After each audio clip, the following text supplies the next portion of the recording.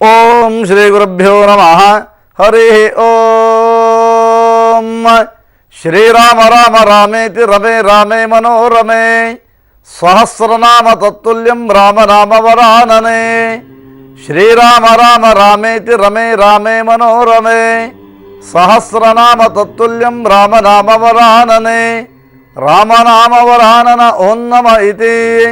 ನಮಸ್ಕಾರ, ಶುಭೋದಯ. ವಿಶೇಷ ನೇರ ಪ್ರಸಾರ ನಿತ್ಯ ಪೂಜೆಗೆ ಸ್ವಾಗತ. ನಾನಿಬ್ಬ ಡಾಕ್ಟರ್ ಕಮಲಾಕರ್ ಭಟ್. ಎಂದಿನಂತೆ ದಿನಗಳು ಕಳೀತಾನೇ ಇರುತ್ತೆ. ಈ ದಿನಗಳು ಕಳೆಯುವಂತಹ ಸಂದರ್ಭದಲ್ಲಿಯೇ ಮನುಷ್ಯ ಮಾಡಿರತಕ್ಕಂತಹ ಪಾಪ ಕರ್ಮಗಳಿಂದ ಅವನನ್ನು ಬೆಂಬಿಡದೆ ಅವನು ಮಾಡಿರ್ತಕ್ಕಂತಹ ಕರ್ಮಗಳು ಕೂಡ ಅವನನ್ನು ಕಾಡ್ತಾನೆ ಇರುತ್ತೆ. ಹಾಗೆ ಕಾಡಿದಂತಹ ಮಾಡಿದಂತಹ ಪಾಪಕರ್ಮಗಳು ಕಾಡುವ ರೂಪದಲ್ಲಿ ಬೇರೆ ಬೇರೆ ರೀತಿಯಾದಂತಹ ಆದಿವ್ಯಾಧಿಯ ರೂಪವಾಗಿ ಪರಿಣಾಮವಾಗುತ್ತೆ ಅಥವಾ ಬದಲಾವಣೆಗಳನ್ನು ಪಡೆದುಕೊಳ್ಳುತ್ತಾ ಬರುತ್ತೆ. ಹಾಗಿದ್ರೆ ಅನೇಕ ಥರದ ಕಾಯಿಲೆಗಳಿಗೆ ತುತ್ತಾದಂತಹ ಮಾನವ ತನ್ನ ಒಂದಲ್ಲ ಒಂದು ರೀತಿಯಾದಂತಹ ಸಮಸ್ಯೆಗಳಿಂದ ಬಳಲಿ ಬೆಂಡಾಗ್ತಾನೆ. ಅನೇಕ ಥರದ ಕಷ್ಟ ಕಾರ್ಪಣ್ಯಗಳನ್ನು ದೂರೀಕರಿಸುವಂತಹ ದಿಸೆಯಲ್ಲಿ ಆವಾಗ ಆತನಿಗೆ ಅನಿಸುತ್ತೆ ತಾನು ಮಾಡಿರ್ತಕ್ಕಂತಹ ಕರ್ಮಗಳಿರಬಹುದೇ ಅಥವಾ ಪೂರ್ವಜನ್ಮದಲ್ಲಿ ಮಾಡಿರ್ತಕ್ಕಂತಹ ದುಷ್ಕೃತ್ಯದ ಫಲಗಳಿರ್ಬೋದು ಎನ್ನುವಂತಹ ಯೋಚನೆಗಳನ್ನು ಮಾಡಲಿಕ್ಕೆ ಪ್ರಾರಂಭ ಮಾಡ್ತಾನೆ ಮಾನವ. ಹಾಗಿರುವಾಗ ಅವನನ್ನು ಒಂದಲ್ಲ ಒಂದು ರೀತಿಯಾದಂತಹ ಸಮಸ್ಯೆಗಳು ಅವನನ್ನು ಕಾಡಲಿಕ್ಕೆ ಪ್ರಾರಂಭ ಆಗುತ್ತೆ. ಅವನಿಗೆ ವಿಧ ವಿಧವಾದಂತಹ ರೋಗಗಳು ಆವರಿಸಿಕೊಳ್ಳುತ್ತೆ. ಹಾಗಾದರೆ ಈ ಎಲ್ಲ ರೀತಿಯಾದಂತಹ ಪೀಠಿಕೆಗಳನ್ನು ಯಾಕಾಗಿ ಹಾಕ್ತಾ ಇದ್ದೇನೆ ಎನ್ನುವಂತಹ ದೃಷ್ಟಿನಲ್ಲಿ ನೀವು ಯೋಚನೆಯನ್ನು ಮಾಡ್ತಾ ಇರ್ಬೋದು. ನಿಮಗೆ ಸಂಪೂರ್ಣವಾಗಿರುವಂತಹ ಸರ್ಪದ ಬಗ್ಗೆ ಮಾಹಿತಿಯನ್ನು, ಸರ್ಪ ದೋಷಗಳು ಯಾವ್ಯಾವ ಥರದಲ್ಲಿ ಬರುತ್ತೆ ಎನ್ನುವಂತಹ ಒಂದು ಸಂಪೂರ್ಣವಾದಂತಹ ವಿವರಗಳನ್ನು, ಜೊತೆಗೆ ಸರ್ಪಗಳಿಂದ ಬರತಕ್ಕಂತಹ ಕಾಯಿಲೆಗಳನ್ನು ಬಗೆಹರಿಸಿಕೊಳ್ಳಲಿಕ್ಕೆ ಮಾಡಬೇಕಂತಹ ಒಂದು ಸರಳ ಉಪಾಯವನ್ನು ಈ ದಿನ ಮತ್ತು ನಾಳೆಯ ಎರಡೂ ಸಂಚಿಕೆಗಳಲ್ಲಿ ನೀವೆಲ್ಲರೂ ಕೂಡ ಸರ್ಪಾರಾಧನೆಯನ್ನು ಮಾಡಲೇಬೇಕು. ಮಾರ್ಗಶಿರ ಮಾಸ ಇದು. ಈ ಮಾರ್ಗಶಿರ ಮಾಸದಲ್ಲಿ ಸರ್ಪ ವ್ಯಾಧಿಗಳನ್ನು ನಿವಾರಣೆ ಮಾಡಿಕೊಳ್ಳುವಂತಹ ದಿಸೆಯಲ್ಲಿ ಅವನ ಆರಾಧನೆಯನ್ನು ಮಾಡಲಿಲ್ಲ ಅಂತಂದರೆ ಖಂಡಿತವಾಗಿ ಕೂಡ ಬೇರೆ ಬೇರೆ ಥರದ ತಾಪತ್ರಯಗಳು ಅಥವಾ ಬೇರೆ ಬೇರೆ ಥರದ ಸಮಸ್ಯೆಗಳು ಅನವರ್ತವಾಗಿ ನಿಮ್ಮನ್ನು ಬಾಧಿಸ್ತವೆ. ಯಾವುದೇ ಕಾರಣಕ್ಕೆ ನೀವು ಮರೆಯದೆ ಈ ದಿನದಿಂದ ಆರಂಭಿಸಿ ನಾಳೆಯ ಪರ್ಯಂತರವಾಗಿ ಕೂಡ ಸಂಪೂರ್ಣವಾಗಿರ್ತಕ್ಕಂತಹ ಸರ್ಪನ ಆರಾಧನೆಯನ್ನು, ನಾಗನ ಪೂಜೆಯನ್ನು ಮಾಡೋಣ. ನಾವು ಈ ನಾಗನ ಪೂಜೆಯನ್ನು ಮಾಡುವಂತಹ ಸಂದರ್ಭದಲ್ಲಿ ಸಂಪೂರ್ಣವಾದಂತಹ ಮಾಹಿತಿಗಳನ್ನು ಇವತ್ತು ಅರಿತುಕೊಳ್ಳಬೇಕು. ಅನೇಕರ ಜಾತಕವನ್ನು ನೋಡಲಿಕ್ಕೆ ಬರದೇಗಿದ್ದಂಥ ವ್ಯಕ್ತಿಗಳು ಕೂಡ ನಿಮ್ಮನ್ನು ಬೆದರಿಸ್ತಾರೆ. ನಿಮ್ಮ ಜಾತಕದಲ್ಲಿ ಕಾಳಸರ್ಪ ದೋಷ ಇದೆ ಅಂತ.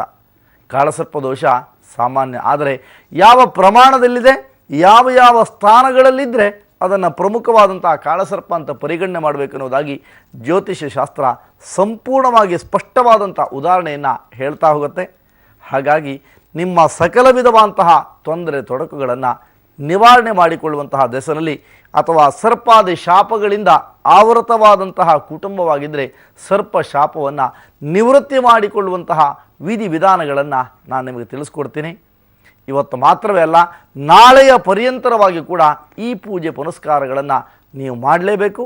ಮಾಡುವುದರಿಂದ ಮಾತ್ರವೇ ನಿಮ್ಮ ಸಂಪೂರ್ಣವಾಗಿರತಕ್ಕಂತಹ ಜೀವನದಲ್ಲಿ ಬರಬಹುದಾದ ಕಷ್ಟ ಕಾರ್ಪಣ್ಯಗಳನ್ನೆಲ್ಲವನ್ನು ಕೂಡ ನಿವಾರಣೆ ಮಾಡಿಕೊಳ್ಳಿಕ್ಕೆ ಸಾಧ್ಯ ಆಗತ್ತೆ. ಹಾಗಾದರೆ ಯಾವ್ಯಾವ ರಾಶಿಯವರು ಯಾವ್ಯಾವ ದೋಷ ಇರತಕ್ಕಂಥವ್ರು ಇವತ್ತು ಪೂಜೆ ಪುನಸ್ಕಾರಗಳನ್ನು ಮಾಡಬೇಕು ಎನ್ನುವಂತಹ ದೃಷ್ಟಿಯಲ್ಲಿ ಯೋಚನೆಯನ್ನು ಮಾಡ್ತಾ ಇರ್ತೀರಿ. 27 ನಕ್ಷತ್ರ, 12 ರಾಶಿ, 12 ರಾಶಿಯವರು ಪ್ರತಿಯೊಬ್ಬರೂ ಕೂಡ ಈ ದಿನ ಆ ಪೂಜೆನಂದರೆ ಸುಬ್ರಹ್ಮಣ್ಯನ ಆರಾಧನೆ ಅರ್ಥಾತ್ ನಾಗನ ಆರಾಧನೆಯನ್ನೆಲ್ಲೂ ಕೂಡ ನೀವು ಮಾಡಲೇಬೇಕು. ಮಾಡುವುದರಿಂದ ಮಾತ್ರವೇ ನಿಮ್ಮ ಜೀವನದ ಸಕಲ ವಿಧವಾದಂತಹ ಸಂಕಷ್ಟಗಳಿಂದ ಬಗೆಹರಿಸಿಕೊಳ್ತೀರಿ. ಸುಲಭದ ಉಪಾಯಗಳನ್ನು ನಾನು ಹೇಳ್ಕೊಡ್ತೀನಿ. ಆ ಉಪಾಯವನ್ನು ಅನುಸರಿಸಬೇಕಾದ್ದು ನಿಮ್ಮ ಕರ್ತವ್ಯ ಎನ್ನುವಂಥದ್ದು ಸಲಹೆ ನನ್ನದಷ್ಟೇ. ಅಗತ್ಯ ಇದ್ದರೆ ಸ್ವೀಕರಿಸ್ಬೋದು, ಬೇಡ ಅಂತ ಅನಿಸಿದವರು ಬಿಡ್ಬೋದು. ಯಾರಿಗೂ ಕೂಡ ಮಾತನಾಡುವ ಅಥವಾ ಯಾರನ್ನು ಕೂಡ ಬಲವಂತವಾಗಿ ಪೂಜೆಯನ್ನು ಮಾಡುವಂತಹ ಪ್ರಕ್ರಿಯೆಗಳನ್ನು ನಾವು ಮಾಡಿಸೋದಿಲ್ಲ. ಆ ಕಾರಣದಿಂದ ನಿತ್ಯ ಪೂಜಾ ಕಾರ್ಯಕ್ರಮ ಕೇವಲ ಭಾರತ ಮಾತ್ರವಲ್ಲದೆ ಅನೇಕ ರಾಷ್ಟ್ರಗಳಲ್ಲಿ ಕಾರ್ಯಕ್ರಮ ತನ್ನದೇ ಆದಂಥ ಅಸ್ತಿತ್ವವನ್ನು ಚಾಪನ್ನು ಮೂಡಿಸಿಕೊಳ್ತಾ ಇದೆ. ಕಾರಣ ಇಷ್ಟೇ, ಇಲ್ಲ ಸಲ್ಲದನ್ನು ಹೇಳದೆ ಆಡಂಬರವನ್ನು ವಿಜೃಂಭಿಸದೆ ಇರುವಂತಹ ಪ್ರಕ್ರಿಯೆಗೆ ನಾವುಗಳು ಮುಂದಾಗಿದ್ದೇವೆ. ಜೊತೆಗೆ ನಿಮ್ಮ ಮನೆಯ ಸಂಪೂರ್ಣವಾದಂತಹ ಕಷ್ಟಗಳನ್ನು ಬಗೆಹರಿಸಿಕೊಳ್ಳುವಂತಹ ದೆಸೆಯಲ್ಲಿ ನೀವು ಕೂಡ ಕರೆ ಮಾಡಿ ನಿಮ್ಮೊಂದಿಗೆ ಮಾತನಾಡುವಂತಹ ತವಕದಲ್ಲಿ ನಾನು ಕೂಡ ಇದ್ದೇನೆ. ನಿಮಗೆ ಉತ್ತರಿಸಿದಾಗ ಮನಸ್ಸು ಹಗುರಾಗತ್ತೆ. ನಿಮ್ಮ ಮನೆಯ ಯಾವುದೋ ಒಂದು ಸಂಕಷ್ಟವನ್ನು ಬಗೆಹರಿಸಿಕೊಂಡ್ರಿ ಅಂತಾದರೆ ಅದಕ್ಕಿಂತಲೂ ದೊಡ್ಡದು ಈ ಪ್ರಪಂಚದಲ್ಲಿ ಏನಿದೆ. ಹೋಗುವಾಗ ಏನನ್ನೂ ಕೂಡ ತೆಗೆದುಕೊಂಡು ಹೋಗೋದಿಲ್ಲ. ಬರುವಾಗ ಹೇಗೆ ಬಂದಿರ್ತೇವೆಯೋ ತಾಯಿಯ ಗರ್ಭದಿಂದ ಬಂದ ಹಾಗೆ ಹೋಗುವಾಗಲೂ ಕೂಡ ಅಷ್ಟೇ ಶೂನ್ಯವಾಗಿರುತ್ತೆ. ಆ ಕಾರಣದಿಂದ ನೀವೆಲ್ಲರೂ ಕೂಡ ಹೆದರುವಂಥ ಅಗತ್ಯ ಇಲ್ಲ. ಹೇಳಿಕೊಡುವಂತಹ ಪೂಜೆಯನ್ನು ಶ್ರದ್ಧಾಭಕ್ತಿಯಿಂದ ಮಾಡಿದಲ್ಲಿ ಮಾತ್ರವೇ ನಿಮ್ಮ ಸಕಲ ಸಂಕಷ್ಟಗಳೆಲ್ಲೂ ಕೂಡ ದೂರ ಆಗತ್ತೆ. ಚಿಂತೆಯನ್ನು ಮಾಡಬೇಕಂತ ಅಗತ್ಯ ಇಲ್ಲ. ಹಾಗಾದರೆ ಯಾರ್ಯಾರಿಗೆ ಸಂತಾನದ ತೊಂದರೆಗಳಿದೆಯೋ, ಸಂತಾನ ಎನ್ನುವಂಥದ್ದು ಆಗಿಲ್ವೋ, ಮದುವೆ ಆಗಿದೆ 7 ವರ್ಷ ಆಯಿತು, 8 ವರ್ಷ ಆಯಿತು, ಎಲ್ಲ ಕ್ಷೇತ್ರಗಳಲ್ಲಿ ಕೂಡ ನಾನು ಪೂಜೆಯನ್ನು ಮಾಡ್ಕೊಂಡ್ಬಂದಿದ್ದೀನಿ ಅಂತ ಹೇಳ್ತೀರಿ ನೀವು. ಕೆಲವು ಸಂದರ್ಭದಲ್ಲಿ ಸುಬ್ರಹ್ಮಣ್ಯದ ಹೆಸರನ್ನು ಹೇಳಿದರೆ, ಕೆಲವು ಸಂದರ್ಭದಲ್ಲಿ ಕಾಳಹಸ್ತಿಯ ಹೆಸರನ್ನು ಹೇಳ್ತೀರಿ. ಅಲ್ಲಿಗೂ ಹೋಗಿ ಪೂಜೆ ಮಾಡ್ಕೊಬಂದ್ವಿ. ಆದರೆ ನಮಗೆ ಯಾವುದೇ ರೀತಿಯಾದಂತಹ ಅನುಕೂಲತೆಗಳು ಆಗಲಿಲ್ಲ ಎನ್ನುವಂತಹ ಮಾತುಗಳನ್ನು ಕೂಡ ಅನೇಕರು ಮಾತಾಡಿರ್ತೀರಿ, ಕೇಳಿರ್ತೀರಿ.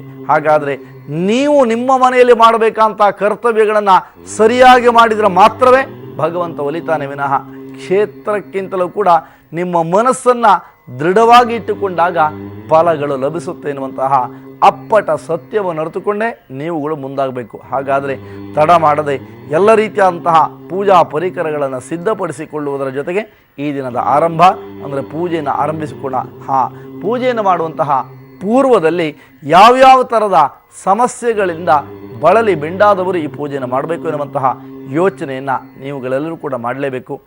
ಇವತ್ತು ಸೋರಿಯಾಸಿಸ್ನಂತಹ ಕಾಯಿಲೆಗಳೊಂದಿಗೆ ಅಂದರೆ ಚರ್ಮವ್ಯಾಧಿಗಳು ಇರತಕ್ಕಂಥವರು, ಇನ್ನು ಕೆಲವರಿಗೆ ಹೇಳಲಾರದಂತಹ ಸ್ಥಿತಿಗತಿಗಳಲ್ಲಿ ಬೇರೆ ಬೇರೆ ನಮ್ಮ ಶರೀರದಲ್ಲಿ ಬೇರೆ ಬೇರೆ ಒಂದು ಕಡೆಗಳಲ್ಲಿ ಬೇರೆ ಬೇರೆ ರೀತಿಯಾದಂತಹ ಹುಗಳು ಅಥವಾ ನವೆಯು ಇತ್ಯಾದಿ ಕಾಯಿಲೆಗಳಿಂದ ಬಳಲಿ ಬೆಂಡಾಗ್ತಾ ಇರ್ತೀರಿ. ಹೇಳ್ಕೊಳಕ್ಕಾಗಲ್ಲ, ಆದರೂ ಅನುಭವಿಸುವುದು ತಪ್ಪೋದಿಲ್ಲ. ಜೀವ ಯಾಕಾದರೂ ಇದೆಯೋ, ನನ್ನ ಜೀವವನ್ನು ಅರ್ಪಿಸಿಕೊಳ್ಳಬಾರದೇ ಪರಮಾತ್ಮ ಎನ್ನುವಂತಹ ಒಂದು ದೆಸೆಯಲ್ಲಿ ಯೋಚನೆ ಮಾಡುವಂಥವರಿಗೂ ಕೂಡ ನಿರ್ದಿಷ್ಟವಾದಂತಹ ಗುರಿಯನ್ನು ತಲುಪೋದು ಅಂದರೆ ಕಾಯಿಲೆಗಳು ನಿವಾರಣೆ ಆಗೇ ಆಗುತ್ತೆ. ದೃಢ ನಂಬಿಕೆ ಮಾತ್ರ ನಿಮಗೆ ಬೇಕೇ ಬೇಕು. ಜೊತೆಗೆ ಇಷ್ಟೇನಾ? ಅಲ್ಲವೇ ಅಲ್ಲ.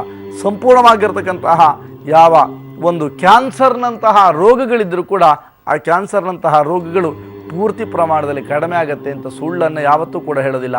ನೇರ ನಡೆ ನೇರ ನುಡಿಯನ್ನು ರೂಢಿಸಿಕೊಂಡು ಬಂದಂತಹ ವ್ಯಕ್ತಿ ನಾನಾಗಿರೋದ್ರಿಂದ ಪೂರ್ವದಲ್ಲಿಯೇ ನಿಮ್ಮನ್ನು ಯಾವುದೇ ಥರದ ಕೆಟ್ಟ ಕಾಯಿಲೆಗಳು ಬಾಧಿಸದಿರಲಿ ಎನ್ನುವಂತಹ ದೃಷ್ಟಿಯಿಂದ ಈ ಪೂಜೆಯನ್ನು ಮಾಡೋದ್ರಿಂದ ಅಲ್ಪ ಪ್ರಮಾಣದ ರಿಲೀಫ್ ನಿಮಗೆ ಸಿಗುತ್ತೆ.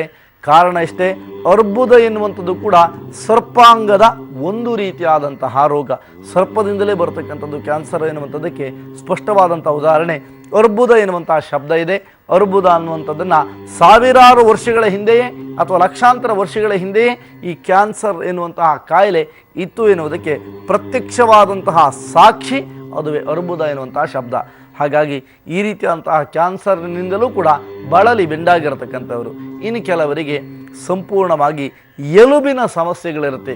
ಎಲುಬಿನಲ್ಲಿ ಡಾಕ್ಟರ್ ಹತ್ರ ಹೋಗ್ತೀರಿ, ಡಾಕ್ಟರ್ ಹೇಳ್ತಾರೆ ನಿಮಗೆ ಎಲುಬಿನಲ್ಲಿ ತೈಲಾಂಶಗಳ ಕೊರತೆ ಇದೆ, ನಿಮಗೆ ಅಲ್ಲಿ ಎಣ್ಣೆ ಇಲ್ಲ, ಆ ಕಾರಣಕ್ಕೆ ತೈಲ ಅಭ್ಯಂಜನವನ್ನು ಮಾಡಿ ಅಂತ ಹೇಳಿ ಆಯುರ್ವೇದಿಕ್ ಡಾಕ್ಟರ್ಗಳು ಹೇಳಿದರೆ ಇದಕ್ಕೆ ಮೆಡಿಸಿನ್ನೇ ಇಲ್ಲ ಎನ್ನುವುದಾಗಿ ನಿಮಗೆ ಇಂಗ್ಲೀಷ್ ಮೆಡಿಸನನ್ನು ಕೊಡ್ತಕ್ಕಂತಹ ಡಾಕ್ಟ್ರುಗಳ ಹೇಳ್ತಾರೆ. ಅಂತಹ ದೋಷಗಳಿದ್ದಂತಹ ವ್ಯಕ್ತಿಗಳು ಕೂಡ ಈ ಪೂಜೆಯನ್ನು ಮಾಡಿ ಖಂಡಿತವಾಗಿ ನಿಮ್ಮ ಜೀವನಕ್ಕೆ ಯಶಸ್ಸನ್ನು ಪಡೆದುಕೊಳ್ಳಬಹುದು. ಇನ್ನು ಕೆಲವರಿಗೆ 10-15 ವರ್ಷಗಳ ಕಾಲ ವಿವಾಹವಾಗಿ ವಿವಾಹಕ್ಕೆ ಸಂಬಂಧಪಟ್ಟಂತಹ ಪ್ರತಿಬಂಧಕ ದೋಷಗಳು ಏನೂ ಕೂಡ ಇಲ್ಲದೆ ವಿವಾಹ ಸರಾಗವಾಗಿರುತ್ತೆ. ಸಂತಾನದ ದೋಷಗಳು ನಿಮ್ಮನ್ನು ಕಾಡುತ್ತೆ. ನೀವು ನಂಬುತ್ತೀರೋ ಇಲ್ವೋ, 22 ವರ್ಷಗಳ ಕಾಲ ಸತತವಾಗಿ ಮದುವೆಯಾಗಿ ಮಂಗಳ ಬಂದು ಮಕ್ಕಳಾಗದಿದ್ದವರಿಗೆ ಕೂಡ ಕೆಲವು ಪೂಜೆಗಳನ್ನು ಹೇಳಿ ಅವರಿಗೆ ಅಂತಹ ದಂಪತಿಗಳಿಗೆ ಮಕ್ಕಳಾದಂಥ ಉದಾಹರಣೆಗಳನ್ನು ನಾನು ಹೇಳಿದ್ದೇನೆ. ಅದರಿಂದ ಆಗಿದೆ ಅಂದ ಮಾತ್ರಕ್ಕೆ ನಾನು ಯಾವುದೇ ಪೂಜೆ ಪುನಸ್ಕಾರಗಳಿಗೆ ಯಾರ ಮನೆಗೂ ಕೂಡ ಹೋಗೋದಿಲ್ಲ ಅಥವಾ ಅಗತ್ಯ ಕೂಡ ನನಗಿಲ್ಲ. ಕಾರಣ ಇಷ್ಟೇ, ಯಾರಿಗೆ ನಿಜವಾಗಿ ಕೂಡ ನಮ್ಮ ಕೈಯಲ್ಲಿ ನ್ಯಾಯವನ್ನು ಒದಗಿಸ್ಲಿಕ್ಕಾಗೋದಿಲ್ವೋ ಅಂತಹ ಕೆಲಸವನ್ನು ಯಾವತ್ತೂ ಕೂಡ ನಾನು ಮಾಡಿದವನಲ್ಲ, ಮಾಡೋದು ಕೂಡ ಇಲ್ಲ. ಆ ದೆಸೆಯಲ್ಲಿ ಸ್ವತಃ ನೀವೇ ಸ್ವಯಂ ಪ್ರೇರಣೆಯಿಂದ ಇವತ್ತು ಪೂಜೆಗಳನ್ನು ಮಾಡಿ ಅನುಷ್ಠಾನಾದಿಗಳನ್ನು ಗೈಯುವುದರಿಂದ ಮಾತ್ರವೇ ನಿಮ್ಮ ಸಂಪೂರ್ಣವಾಗಿರತಕ್ಕಂತಹ ಸ್ಥಿತಿಗತಿಗಳಲ್ಲಿ ಬದಲಾವಣೆಯನ್ನು ಕಾಣ್ತೀರಿ. ಸಮಾಧಾನ ಭರಿತವಾದಂತಹ ಜೀವನ ನಿಮ್ಮ ಪಾಲಿಗೆ ಸಿಗಲಿ ಎನ್ನುವಂತಹ ದೃಷ್ಟಿಯಷ್ಟೇ. ಇಷ್ಟೇ ಕಾಯಿಲೆಗೆ ಮುಗಿದೋಯ್ತೆ ಆಗೋದಿಲ್ಲ. ಯಾವ್ಯಾವ ಕಾರಣಕ್ಕೂ ಕೂಡ ಮಾನಸಿಕವಾಗಿ ನೊಂದಿರ್ತೀರಿ, ಬೆಂದಿರ್ತೀರಿ. ಮಾನಸಿಕವಂತಹ ಕಾಯಿಲೆಗಳು ನಿಮ್ಮನ್ನು ಅಥವಾ ನಿಮ್ಮವರನ್ನು ಬಹಳ ಪ್ರಮಾಣದಲ್ಲಿ ಬಾಧಿಸ್ತಾ ಇರುತ್ತೆ. ಡಾಕ್ಟ್ರುಗಳ ಸಮೀಪಕ್ಕೆ ಹೋಗಿ ಬೇರೆ ಬೇರೆ ಥರದ ಸಮಸ್ಯೆಗಳಿಂದ ಡಾಕ್ಟ್ರುಗಳು ಹೇಳ್ತಾರೆ ಅದು ಕಡಿಮೆ ಆಗಿದೆ, ಇದು ಕಡಿಮೆ ಆಗಿದೆ, ಯಾವುದೋ ಒಂದು ಹೆಸರಿನಿಂದ ಕಡಿಮೆ ಆಗಿದೆ ಎನ್ನುವಂತಹ ಮಾತನ್ನು ಹೇಳಿ ಟ್ಯಾಬ್ಲೆಟ್ಗಳನ್ನು ನುಂಗಿ ಇನ್ನೊಂದು ದೆಸೆಯಲ್ಲಿ ಮುಂದೊಂದು ದಿನ ಆ ಸೈಡ್ ಎಫೆಕ್ಟ್ ಎನ್ನುವಂಥದ್ದೇನಿದೆಯೋ ಆ ಸೈಡ್ ಎಫೆಕ್ಟ್ ಎನ್ನುವಂಥದ್ದು ನಿಮ್ಮನ್ನು ಸಂಪೂರ್ಣವಾಗಿರತಕ್ಕಂತಹ ಸ್ಥಿತಿಗತಿಗಳಲ್ಲಿ ಏನು ಮಾಡುತ್ತೆ ಅಂತ ಕೇಳಿದರೆ ನಿಮ್ಮ ಕಿಡ್ನಿಗೆ ಸಂಬಂಧಪಟ್ಟಂತಹ ರೋಗಗಳನ್ನು ತರುತ್ತೆ. ಇದಕ್ಕೂ ಕೂಡ ಮೂಲ ಕಾರಣ ಇದೇ ವಿಶೇಷವಾಗಿರತಕ್ಕಂತಹ ಒಂದು ಸರ್ಪದ ದೋಷ. ಅಂತಹ ಸರ್ಪದೋಷಗಳನ್ನು ನಿವೃತ್ತಿ ಮಾಡಿಕೊಳ್ಳಲಿಕ್ಕೆ ಅದ್ಭುತವಾದಂತಹ ಸಮಯ, ಅದುವೇ ವಿಶೇಷವಾಗಿರತಕ್ಕಂತಹ ಈ ದಿನದಿಂದ ಆರಂಭಿಸಿ ನಾಳೆಯ ಪರ್ಯಂತರವಾಗಿ ಕೂಡ ಮಾಡಲೇಬೇಕಾದಂತಹ ಪೂಜೆ ಈ ಸರ್ಪದ ಪೂಜೆ. ಘಟ ಸರ್ಪಗಳನ್ನು ಕೆಲವು ಸಂದರ್ಭಗಳಲ್ಲಿ ನಿಮ್ಮ ಮನೆಗೆ ಬಂತು ಅಂತಾದರೆ ನಮಗೆ ಅದಕ್ಕೆ ಯಾವುದಕ್ಕೆ ಜನ್ಮವನ್ನು ಕೊಡಲಿಕ್ಕೆ ನಮಗೆ ಯೋಗ್ಯತೆ ಇಲ್ಲವೋ ಅಂತಹ ಒಂದು ಸರ್ಪವನ್ನು ಅಥವಾ ಯಾವುದೇ ಒಂದು ಜೀವಿಯನ್ನು ಸಾಯಿಸುವಂಥ ಅಧಿಕಾರ ಕೂಡ ನಮಗಿರೋದಿಲ್ಲ. ಆದರೆ ಅನೇಕ ಸಂದರ್ಭಗಳಲ್ಲಿ ಏನು ಮಾಡ್ತೀವಿ ಅಂತ ಕೇಳಿದರೆ ಧೂರ್ತ ಸ್ವಾರ್ಥ, ಮಾನವನ ಈ ಧೂರ್ತ ಸ್ವಾರ್ಥದಿಂದ ಎಲ್ಲ ರೀತಿಯಾದಂತಹ ಪರಿಸರವನ್ನು ನಾಶ ಮಾಡ್ತಾ ಬಂದಿದ್ದೀವಿ ನಾವು. ಅದರಲ್ಲಿ ಸರ್ಪದ ಕುಲವನ್ನು ಕೂಡ ನಾಶಪಡಿಸಿಕೊಂಡಿದ್ದೀರಿ. ಈ ಸರ್ಪ ಕುಲದ ನಾಶದಿಂದ ನಿಜವಾಗಿ ಕೂಡ ವೈಜ್ಞಾನಿಕವಾದಂತಹ ಕಾರಣಗಳನ್ನು ಹುಡುಕಬೇಕು ನಾವು. 3 ಕಿರಣಗಳು ಮನುಷ್ಯನ ಮೇಲೆ ಪ್ರಧಾನವಾಗಿ ಬೀರ್ತಾನೆ ಬರಬೇಕು. ಈಗ ಹಾಗಾದರೆ ನಾವೆಲ್ಲರೂ ಕೂಡ ಯಾಕಾಗಿ ಈ ರೀತಿಯಾದಂತಹ ವಿಚಿತ್ರ ಕಾಯಿಲೆಗೆ ತುತ್ತಾಗ್ತಾ ಇದ್ದೀವಿ, ಅಥವಾ ವಿಚಿತ್ರವಾದಂತಹ ಭಾವನೆಗಳು ನಮ್ಮನ್ನು ಕಾಡ್ತಾ ಇದೆ, ಅಥವಾ ವಿಚಿತ್ರವಾದಂಥ ರೀತಿಯಲ್ಲಿ ವರ್ತಿಸ್ತಾ ಇದ್ದೀವಿ ಅಂತ ಕೇಳಿದರೆ ಪ್ರಾಜ್ಞರಾದಂತಹ ಋಷಿಮುನಿಗಳ ಮಾತು 3 ಕಿರಣಗಳು ನಮಗೆ ಪ್ರಧಾನವಾಗಿರುತ್ತೆ. ಒಂದು ಅಶ್ವಕಿರಣ, ಇನ್ನೊಂದು ಗೋಕಿರಣ, ಮತ್ತೊಂದು ಸರ್ಪಕಿರಣ. ಈ ಸರ್ಪಕಿರಣ, ಅಶ್ವಕಿರಣ, ಗೋಕಿರಣಾದಿಗಳು ಕೂಡ ಸರಿಯಾಗಿದ್ದಂಥ ಪಕ್ಷದಲ್ಲಿ ಮಾತ್ರವೇ ನಮ್ಮ ಜೀವನ ಸ್ಥಿರತೆಯಲ್ಲಿರುತ್ತೆ. ಯಾವುದೇ ಥರದ ತೊಂದರೆ ತೊಡಕುಗಳು ಕೂಡ ಬಾಧಿಸಲಾರದು ಎನ್ನುವಂತಹ ಅಪ್ಪಟ ಸತ್ಯವನ್ನು ಅರ್ಥಕೊಂಡಿರಬೇಕು. ಹಾಗಾದರೆ ಯಾವ್ಯಾವ ಕಿರಣಗಳನ್ನು ಪಡೆಕೊಳ್ಳಿಕ್ಕೆ ನಾವು ಮಾಡಬೇಕಂತಹ ನಿರ್ದಿಷ್ಟ ವಿಧಿವಿಧಾನಗಳೇನು, ಯಾವ ಥರದಲ್ಲಿ ಪೂಜೆಯನ್ನು ಮುಂದುವರಿಸಬೇಕು, ಪೂಜೆಯನ್ನು ಮಾಡುವಂತಹ ಸಂದರ್ಭದಲ್ಲಿ ಇರಬೇಕಾದಂತಹ ಪೂಜಾ ದ್ರವ್ಯಗಳು ಯಾವುದು, ಯಾವ ರೀತಿಯಲ್ಲಿ ಮಂಟಪಾದಿಗಳನ್ನು ಶೃಂಗರಿಸಿಕೊಳ್ಳಬೇಕು ಎಲ್ಲವನ್ನು ಕೂಡ ಅರಿಯೋಣ. ಹಾಗಾದರೆ ಈ ಸರ್ಪಾದಿ ವ್ಯಾಧಿಗಳನ್ನು ಅನುಭವಿಸಿ ಮನುಷ್ಯ ಒಂದಲ್ಲ ಒಂದು ಥರದಲ್ಲಿ ಈ ಹೈರಾಣಾದಂತಹ ಸಮಯದಲ್ಲಿ ಬೇರೆ ಬೇರೆ ಜ್ಯೋತಿಷಿಗಳು ನಿಮ್ಮನ್ನು ದೋಚುವಂತಹ ಪ್ರಕ್ರಿಯೆಗೆ ಮುಂದಾಗುವಂತಹ ಸಾಧ್ಯತೆಗಳು ಕೂಡ ಇಲ್ಲ. ಯಾವ ಉದ್ಯೋಗಗಳಲ್ಲಾದರೂ ಕೂಡ ಪ್ರತಿಯೊಂದರಲ್ಲೂ ಕೂಡ ಭ್ರಷ್ಟಾಚಾರ ಇದ್ದೇ ಇದೆ. ಹಾಗನ್ನ ಮಾತ್ರಕ್ಕೆ ನಮ್ಮಲ್ಲಿ ಅಂದರೆ ನಮ್ಮ ಕ್ಷೇತ್ರದಲ್ಲಿ ಕೂಡ ಭ್ರಷ್ಟಾಚಾರ ಇಲ್ಲ ಅಂತ ಹೇಳೋದಿಲ್ಲ. ಭ್ರಷ್ಟಾಚಾರ ಎನ್ನುವಂತಹ ಶಬ್ದ ಮಾತ್ರ ಇರೋದಿಲ್ಲ, ಬೇರೆ ಬೇರೆ ಥರದಲ್ಲಿ ಅದೆಲ್ಲವೂ ಕೂಡ ಬದಲಾವಣೆಯನ್ನು ಕಂಡುಕೊಳ್ತಾ ಹೋಗ್ತೇವೆ. ಹಾಗಿದ್ರೆ ಜೀವನದ ಉನ್ನತವಾದಂತಹ ಸ್ಥಾನಮಾನಾದಿಗಳನ್ನು ಏರಬೇಕು ಎನ್ನುವಂತಹ ಕಾಮನೆಗಳನ್ನೇನೋ ಇಟ್ಕೊಂಡಿರ್ತೀರಿ ನಿಮ್ಮ ಜೀವನದಲ್ಲಿ. ಆದರೆ ಅದ್ಯಾವುದೂ ಕೂಡ ನಿಮ್ಮ ಜೀವನಕ್ಕೆ ಅರ್ಧಂಬರ್ಧವಾದಂತಹ ಸ್ಥಿತಿಗತಿಗಳಲ್ಲಿ ಅವೆಲ್ಲವೂ ಕೂಡ ನಿಂತು ಹೋಗುತ್ತೆ. ಇನ್ನು ಕೆಲವು ಸಂದರ್ಭಗಳಲ್ಲಿ ಏನಾಗುತ್ತೆ ಅಂತ ಕೇಳಿದರೆ ಮಕ್ಕಳು ಊಟವನ್ನೇ ಮಾಡೋದಿಲ್ಲ ಎನ್ನುವಂಥ ಪರಿಸ್ಥಿತಿ ಇರಬಹುದು ನಿಮ್ಮ ಮಕ್ಕಳಲ್ಲಿ. ಹಾಗಾದರೆ ಕೆಲವರ ಮನೆ ಉತ್ಸವಗಳನ್ನು ನೋಡಬೇಕು, ಬೀದಿಯ ತುದಿವರೆಗೂ ಕೂಡ ಆ ಮಕ್ಕಳನ್ನು ತಂದು ತಿನ್ನಿಸ್ತಾ ಇರ್ತೀರಿ. ಇದು ಯೋಗ್ಯವೇ ಅಥವಾ ಸರಿಯಾದಂತಹ ಕ್ರಮವೇ ಇತ್ಯಾದಿಗಳನ್ನು ಯೋಚನೆ ಮಾಡಿದಾಗ ಖಂಡಿತವಾಗಿ ಕೂಡ ಸರಿಯಲ್ಲ. ಕಾರಣ ಅಂತ ಹೇಳಿದರೆ ವೈಜ್ಞಾನಿಕವಾಗಿ ನೀವು ನೋಡಿ, ಹೊರಗಡೆ ಇರತಕ್ಕಂತಹ ಡಸ್ಟುಗಳು ನಿಮ್ಮ ಮಗು ಸೇವಿಸುವಂಥ ಆಹಾರದ ಮೇಲೆ ಕೂತ್ಕೊಳ್ಬಾರ್ದು ಅಂತೇನಿಲ್ಲ. ಮಾತು ಕೇಳಿದರೆ ಬಹಳ ಕ್ಲೀನ್ ಎನ್ನುವಂತಹ ಶಬ್ದವನ್ನು ಮಾತಾಡ್ತೀರಿ. ಹಾಗಾದರೆ ಯಾವ್ಯಾವ ಕೆಲಸಗಳನ್ನು ಯಾವ್ಯಾವ ಪ್ರದೇಶಗಳಲ್ಲೇ ಮಾಡಬೇಕೋ ಅಲ್ಲೇ ಮಾಡಬೇಕು ಎನ್ನುವಂಥದ್ದನ್ನು ಪ್ರಾಜ್ಞರಾದಂತಹ ನುಡಿಗಳು. ಹಾಗಾದರೆ ಅಂತಹ ಮಕ್ಕಳಿಗೂ ಕೂಡ ಸರ್ಪಾದಿ ಒಂದು ಕಿರಣಗಳ ಪ್ರಭಾವಗಳು ಸರಿಯಾಗಿ ಬೀಳದಿದ್ದರ ಪರಿಣಾಮದಿಂದ ಅನಾರೋಗ್ಯ ಅಥವಾ ಒಂದು ರೀತಿಯಂಥ ಆಹಾರ ಸೇವನೆಯಲ್ಲಿ ವಿಳಂಬಗಳಾಗುವಂತಹ ಸಾಧ್ಯತೆಗಳನ್ನು ಕೂಡ ತಳ್ಳಿ ಹಾಗಿರೋದಿಲ್ಲ.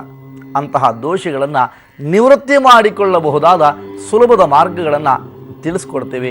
ಆ ಕಾರಣದಿಂದ ನಿಮಗೆ ಪ್ರತಿದಿನ ಕೂಡ ನಾನು ಕೇಳುವಂಥದ್ದು, ಕಾರ್ಯಕ್ರಮವನ್ನು ನೀವು ಮಾತ್ರ ನೋಡದೆ ನಿಮ್ಮ ಅಕ್ಕಪಕ್ಕದವರು, ಸ್ನೇಹಿತ ವರ್ಗದವರು, ಬಂಧು ಮಿತ್ರರೆಲ್ಲರಿಗೂ ಕೂಡ ಕಾರ್ಯಕ್ರಮಾದಿಗಳನ್ನು ವೀಕ್ಷಣೆ ಮಾಡುವುದರಿಂದ ಅನೇಕ ಥರದ ಅಪ್ಪಟವಾದಂತಹ ಸತ್ಯದ ದರ್ಶನವನ್ನು ಮತ್ತು ಯಾವುದೇ ಕಾರಣಕ್ಕೆ ಆಡಂಬರ ರಹಿತವಾದಂತಹ ಪೂಜೆಯ ವಿಧಿವಿಧಾನಗಳನ್ನು ತಿಳಿಸುವಂತಹ ಪ್ರಾಮಾಣಿಕ ಪ್ರಯತ್ನವನ್ನು ನಾವು ಮಾಡ್ತಾ ಇದ್ದೇವೆ. ಆ ಕಾರಣದಿಂದ ಕಾರ್ಯಕ್ರಮ ಕರ್ನಾಟಕದ ನಂಬರ್ 1 ಆಧ್ಯಾತ್ಮಿಕ ಕಾರ್ಯಕ್ರಮವಾಗಿ ರೂಪುಗೊಂಡಿದೆ.